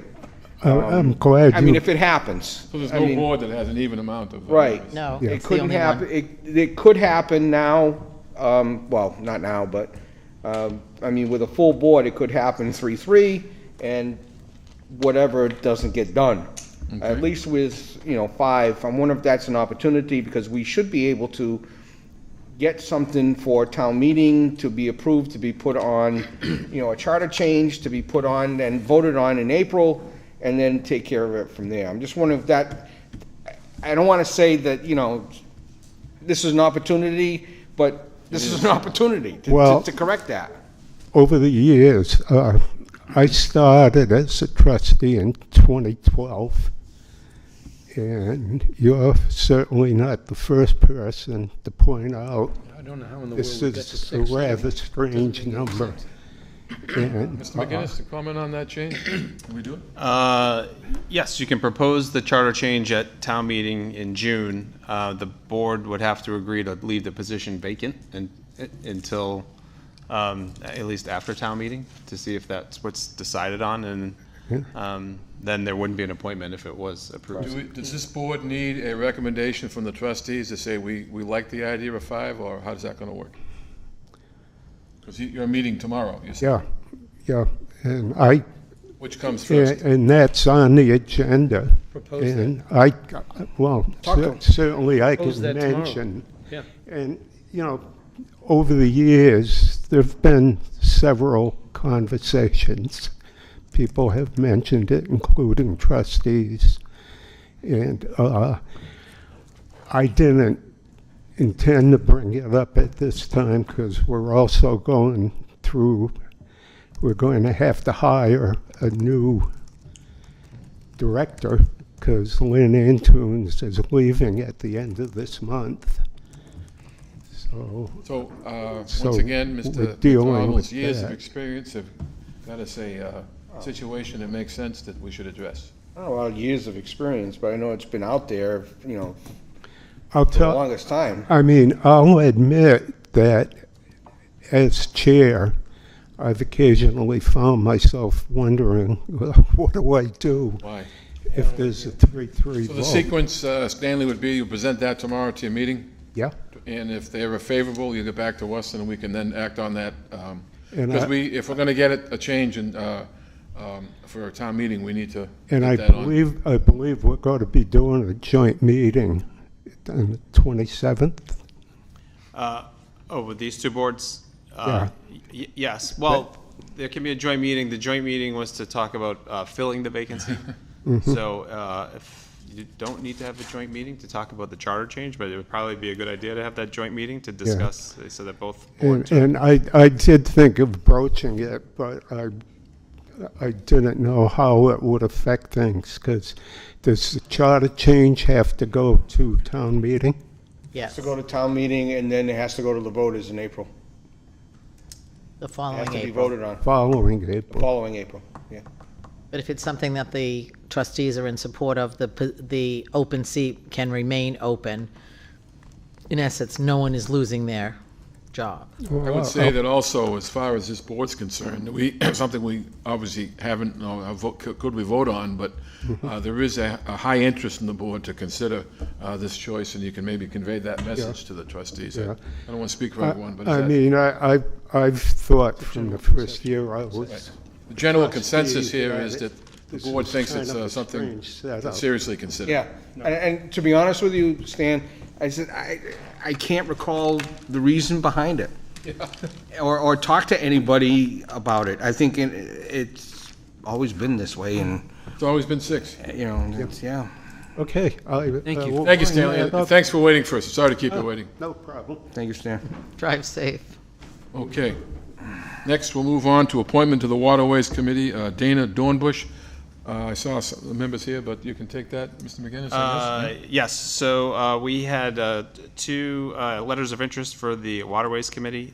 The Waterways Committee interviewed 2 members and voted to recommend Dana Dornbush to be appointed by the Select Board to be on the Waterways Committee. Whose seat would this person be I filling? think there's an open seat. This was, I believe, Warren Hathaway's seat. One seat available only right now. Motion to appoint. Second. Any discussion or questions? Hang 1 second, Stanley. All in favor of the motion, please say aye. Aye. Aye, opposed? I hear none, the motion passes. Thank you, Mr. Dornbush, for signing on. Miss, I'm sorry. Ms. Dornbush, Dana, okay. Thank you. I'm no foul there. Yes, Stanley? Just a question. We currently need 4 for a quorum. is it up to us to decide if we want to change that to 3? I don't think the charter specifies. A quorum is Quorum's a the number of majority people. of the board that's been specified in the charter. So if there's 6, you would need 4. We still need 4 Correct. to have a quorum Because the until charter the has charter changed. was changed. Okay. Question? Because I'm sure the question Okay. Thank you. Thank you. All set. Dana, I apologize, by the way, again. Next, we are moving on to the Sealer of Weights and Measures contract. Mr. McGinnis. Yes, so we've had a vacancy in the Sealer of Weights and Measures position since the previous building commissioner left. We've been trying to fill the position on and off. We've contacted the state. Many of these positions have retired. We've found someone to fill in. They're a retired Sealer of Weights and Measures that provides this service for some other communities. He's willing to work in Dartmouth, and our plan is to have him work, but we're also presenting some budget options this year to the board that would help to stabilize the position and not have the vacancy in the future, so by using multiple staff. So with this contract is for 6 months with the option to go longer. But I'm speaking with the applicant. He thinks he's going to be able to get the majority of what has not been done completed within the 6 months. Is this gentleman a Dartmouth resident? No. He provides his own transportation? Yes. And no insurance is involved? It's in the contract here, I believe, insurance-wise. Let's see. I'll double check that.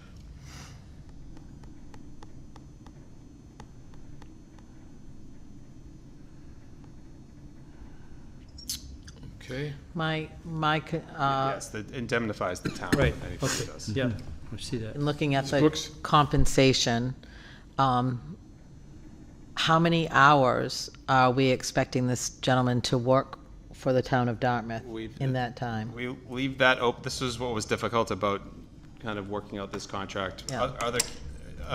Other communities he works for just pay him a monthly stipend. We thought it was appropriate to have something to produce, so you can see under the testing item, a few down, it indicates what needs to be done, the number of scales, the number of meters, and whatnot, through the term of the contract, which is 6 months.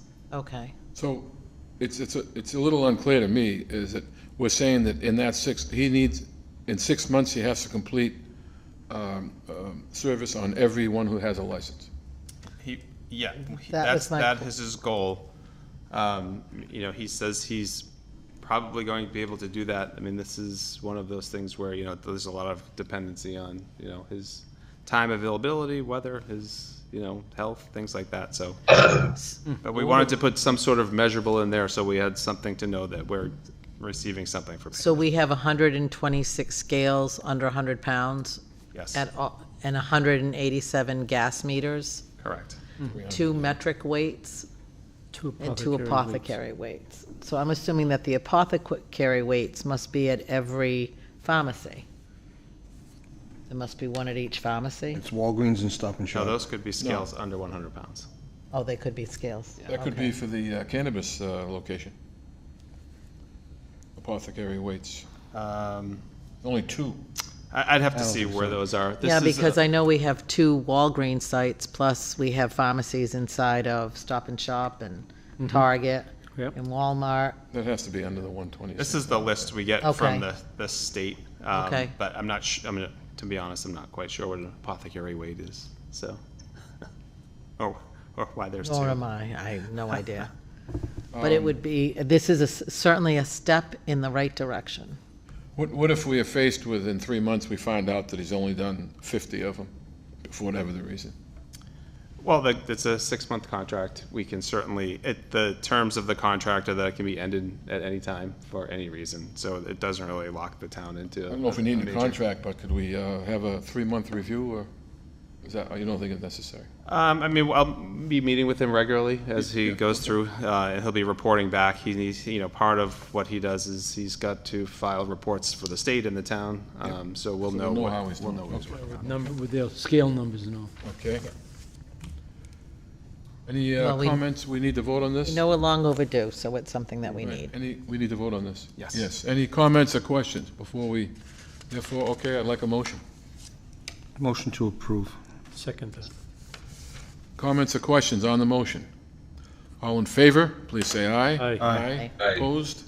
I hear none. Motion passes unanimously. We now move on to Dartmouth Historical and Arts Society lease approval. Mr. McInnes. Yes, this is the lease for the Dartmouth Historical and Arts Society located at 1205 Russell's Mills Road. They've leased this property for a number of years. This is a renewal of the 3-year lease. This is the standard lease we use for all of our other properties like the Cultural Center. So we've negotiated this lease and they've reviewed and approved it. Our council has reviewed and approved it, so it is ready for the board to review and approve. Motion to approve. Second. Any I do have a question. questions? So my Mrs. question Brooks? is, they have this property for a 3-year lease. So I know as we're looking at these other leases, if they're looking to do any improvements at that property, that we've been told that they need a longer lease. I don't think so. No?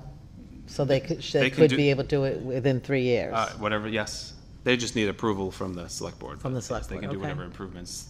And generally, that's, the leases say that if they want to do the improvements, they can. They just need approval from the select board. Is there a minimum that they don't have to report to us for improvements, or I mean, general maintenance and upkeep of the building? not included? No. Stanley? Mr. Mickelson, No, I'm good, Host. Oh, sorry. what are you waving at? Fixing his sleeve. Those are false. My other against what you concern is the, in lieu of rent, what they're expecting to do, the valuation of the lease. So I know that we talked about having an annual report submitted from these groups, telling us what they are doing. And again, I'm sure it's in here that they're to submit a report, Correct, annually, yes. an annual report, so we can give them a sort of a template to submit that information, so we know that they're hitting these marks and how we can support them to hit those marks. Correct. Absolutely essential and necessary and will be enforced. Right. And the template is just to give them some guidance as to what we're looking for. Okay. We need to vote on this one, too. Correct. Yes. Any, I have a motion? There was a motion? Yeah, and made? a second. Both. Motion We and did a already. second. That's once is enough, is that right? One motion's enough. Just Got need to it. vote on it. Okay. All in favor, please say aye. Aye. Aye, opposed? I hear none. Motion passes unanimously. Labor's MOU ratification. Mr. McInnes. Yes, so in your packet, we've reached a memorandum of understanding with our laborers union, which is the majority of DPW workers, for a new 3-year term, starting this past June. So, and all the information is in your packet on the MOU.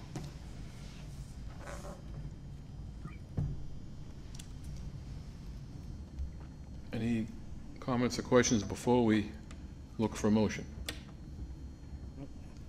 Okay, do I have a motion? Motion to sign the ratification with MOU laborers. We have a second? I'll second it. We'll second it. A discussion on the motion of the laborers MOU ratification contract. I hear none. Ready to vote? All in favor, please say aye. Aye. Aye. Opposed? I hear none. The motion passes unanimously. Next on the list is a proposed donation bin bylaw discussion. We had this in front of us for last year's town meeting, and we tabled it, would be the word, and we would like to bring it back to consider what to do with it for this town meeting. Want to speak about it all, Mr. McGinnis, or anybody want to open up the discussion? Well, I'll start with I have the same concern that I had the last time. I looked at the last bylaw that we were proposing, and I think there's only one change in this. This is the bylaw that was presented. This is the bylaw that was I just put it in here presented. for discussion with the board if they want to vote to move forward. So I'm just continue to be concerned that we are focusing on the, what am I concerned about? I'm sorry, I guess I'm tired. The nonprofits, where I did find that there was that one for-profit group that the school department was getting money and is getting money for, that they would like to continue. So I'm not sure how we can capture that within this bylaw. Do we have evidence that they are a profit? For-profit. They are a for-profit. Okay, but they donate something. They donate money back to the school department. Right, so And it's a hybrid. yeah. Okay. A fair amount of these donation bin companies are for-profit nowadays. The other ones can survive. I mean, to be honest with you, I don't really care if they're profit or non-profit. The one thing that I do have a concern about, though, is the requirement of a security camera and all that. I mean, I just think if driving by, and there's a mess out there, that, a letter gets sent to the property owner saying, hey, there's a mess out there, clean it up. Well, I mean, I'm all in favor of having a bylaw of some kind, but I don't see, for instance, security cameras being necessary to start off from the get-go. I think that we now have some teeth to contact them, to clean it up or take it out, period. Yeah, I mean, once they're registered, I mean, once the bins are registered, they're registered with the owner of the property and the owner of the bin, so that, and I think part of that requirement could be an email, so that if there is a violation or if there is a mess, that an email be sent to them saying, hey, this is the town of Dartmouth, your bin at such and such is a mess, it needs to be cleaned up, we're notifying you. Okay. Excuse me, is there some way that we can number these bins? I know the DPW currently has a full list of all the bins throughout Dartmouth. And the location. And the location. I know the school department, the bins on the school department property, if there are issues around the bin, the office of each school calls Jim Kiley. Jim Kiley sends out the maintenance department. My main concern is, and we've all seen it. But I would like to ask, are a mess. right, Tim Barber, he has the list. What is the DPW's role in? As an example, the Stop and Shop bins, always a mess, always strewn. There's stuff strewn around them every day. I go up there a lot, go to Stop and Shop or go to Jimmy's or whatever, but always a mess. I'm very much in favor of the bylaw. I don't think we need to have kick it off with cameras or with required 14-day inspections or locking them up or a 3-day repair, replace. I think it's simple. We get them registered. They have to register. If they don't clean it up within X amount of time, remove it, or we'll remove it and charge it. And not have to require cameras and things at an expense. Right. And who's going to regulate that? Right. And I think if we just do it, eliminate the camera part of it, and any kind of monetary requirement required of the property owner to set these up. At least say, look, you can have your bins. The bins have to be registered. We have to have contact information of the bin owner and of the property owner, and we have to have email. And that when there's a situation that it comes to your attention that your bin needs to be fixed, that it gets fixed within 48 hours. I mean, something like. I mean, it's simple. But we even say it can't be located in a parking space on the parking lot area. We don't care where they put it. No, if they want to, you know. I think we can reduce this thing by half. I mean, thank God Stop and Shop got rid of this, because that was one of the worst ones in town, Horrible, just terrible. all the time. And a lot of that, I know that for a fact, a lot of customers complain, Stop and Shop customers complain. I think we need to reduce this, and what is the best way to do that? For us to submit to Mr. McGinnis what we want to reduce and come back with Well, I mean, Sean has my feelings as to what it is whether or not it's, you know, whether or not we charge them, I don't care. If, you know, I'm not looking to make money off of somebody's bin. You know, I just want the bin to be clean. You know, I want it to look good. I don't want it to look like, you know.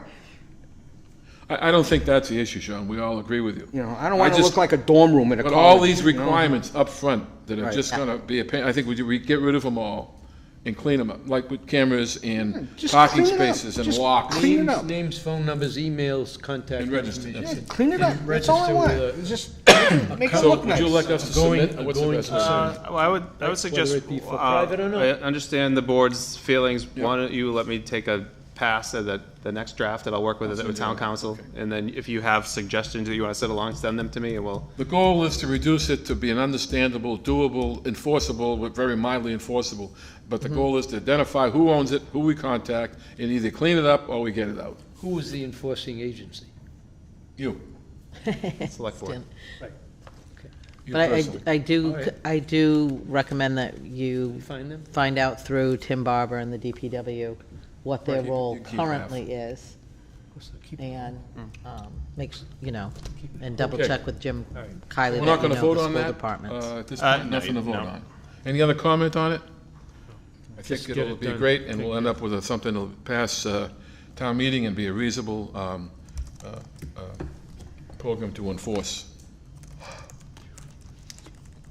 Okay. Next, we have, if you're ready, Mr. McGinnis, Town Administrator update. Yes, let's. Nope.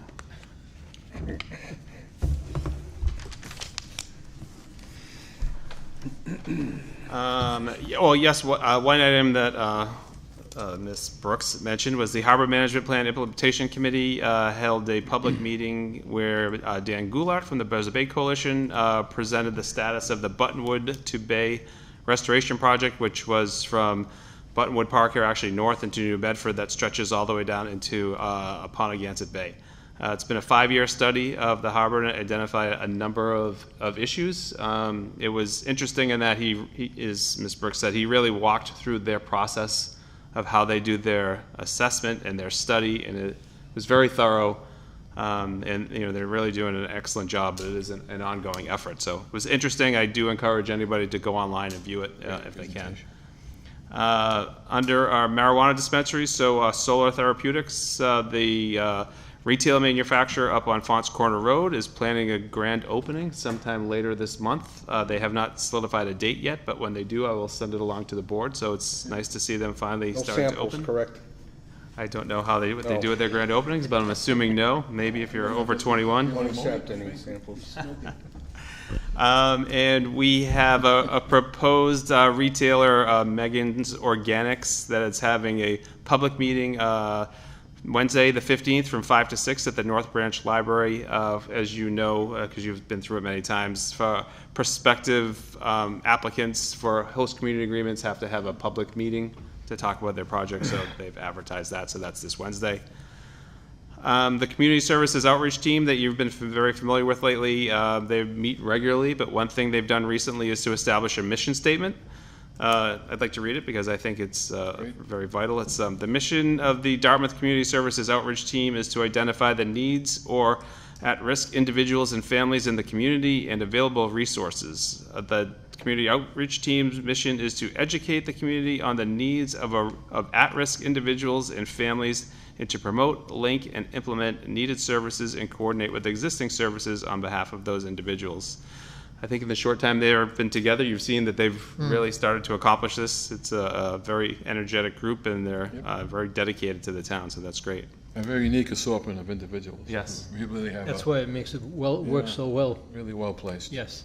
So they've been doing great. And along those lines, an internal committee got together to discuss the opioid settlement funds and how best to present to the select board on options on how best to use them. The internal team are staff from the Board of Health, the Council on Aging, the Youth Advocate, the Fire Department, Police, the Administrative Office, and Select Board members, Ms. Brooks. So we met last week to talk about some of the stipulations and requirements of the funding and to discuss plans that we'll be presenting to the board in the future. So it was a productive meeting. There was an email from, in the town email regarding some type of a second round. Is that the second round payment, or is that a second stab? There's a second suit that the state has with CVS, Walgreens, and two other pharmacies that we signed on to like we did with the others. So the state just needs the town's sign on. So the board's been clear in the past to sign on to these civil actions. We review it with council and our opioid council as well. I saw it real quick, and I'm saying, reading some of these state notices sometimes gives me a headache. Yes, So yes. but I saw that, and I just kind of wanted to get a clarification. Nope, so that hopefully will lead to more future funding, so that's great. The Department of Public Works, Weston and Sampson, their engineering consultant, is prepared to present the water system evaluation and 5-year recommended master plan at this week's Board of Public Works meeting. This is a study that's been done. It's part of the overall assessment of the water system. So I think anyone that's interested, the meeting is at 7:30 in the morning. It's tough, but it will be recorded and will be rerun on DCTV. So we'll make sure that we post that. Okay. Where do they meet, or do they Zoom? This They is through meet Zoom. Zoom. And you can see that agenda on the town's website under the calendar. And then under Human Resources, the Director of Budget and Finance Search Committee conducted an interview for the Director of Budget and Finance position. So they'll be getting together to present to the Select Board in the near future. And also the search committee for the Assistant Town Administrator position has met and was starting to review applicants. So we hope to have interviews in the near future for that as well. Interview for that, Joe? And additionally, we're still advertising for the Director of Libraries position.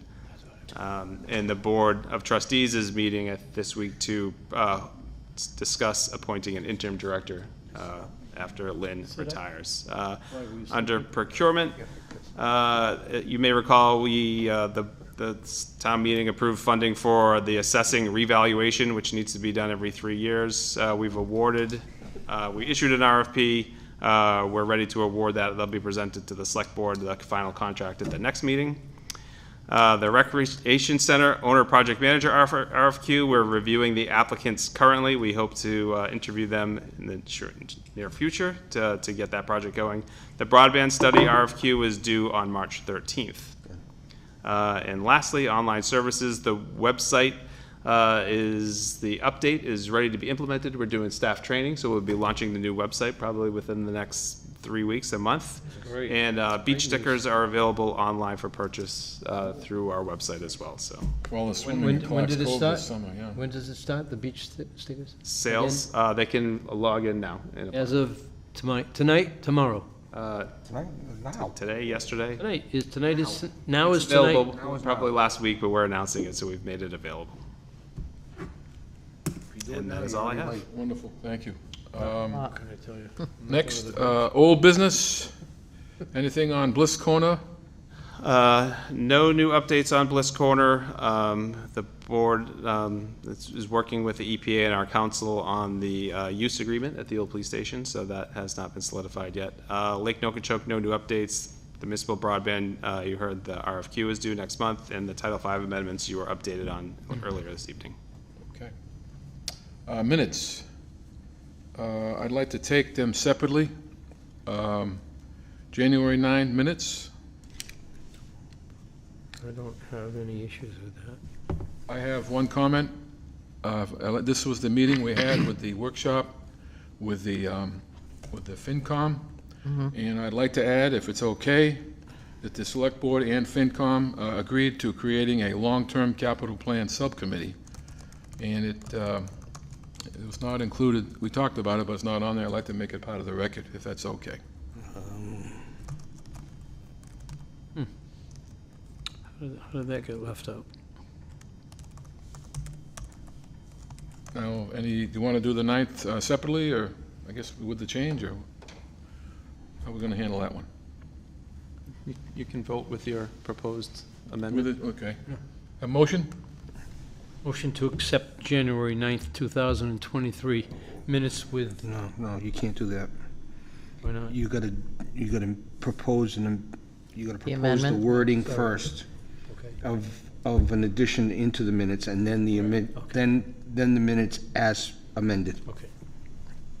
Go ahead. You make the motion, I'll give you the, you have to, I can't make the motion. You can't make the motion, so. Okay. Motion to accept January 9th, 2000. Motion is to amend. I was going to Ron say is that going to make after the I- motion. No, the motion is to amend the minutes of January 9th to include the 2023. phrase, The to select include The Select Board and Finance Committee agreed to creating a long-term capital plan subcommittee. Okay. all right, that's the motion. Second, Second. okay. Any, All right, now you vote on the motion. right. Any questions on the, we have a motion. Any questions on the motion? All in favor, please say aye. Aye. Opposed? I hear none, the motion passes. Now the motion to approve the minutes as amended. Motion to approve January 9th as amended 2023. Second. Comments or questions? All in favor, please say aye. Aye. Aye. Opposed? I hear none, the motion passes. January 30th, I need a motion. So moved. To approve. Second. We're even. Thank you. Any comments on that? All in favor of the motion, please say aye. Aye. Aye. Opposed? I hear none. The minutes, the motion passes unanimously. Just needs to be signed, it's a lease. Okay. Select Board updates. Anybody have any questions or comments here? So I have an interesting comment. Doesn't really have, has to do with the broader range item, but some of the people in town received checks from the state for reimbursements for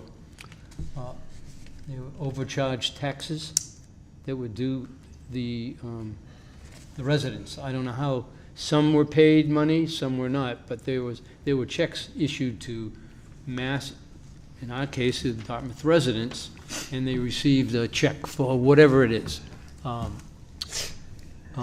According to the IRS, you will not have to declare that as income,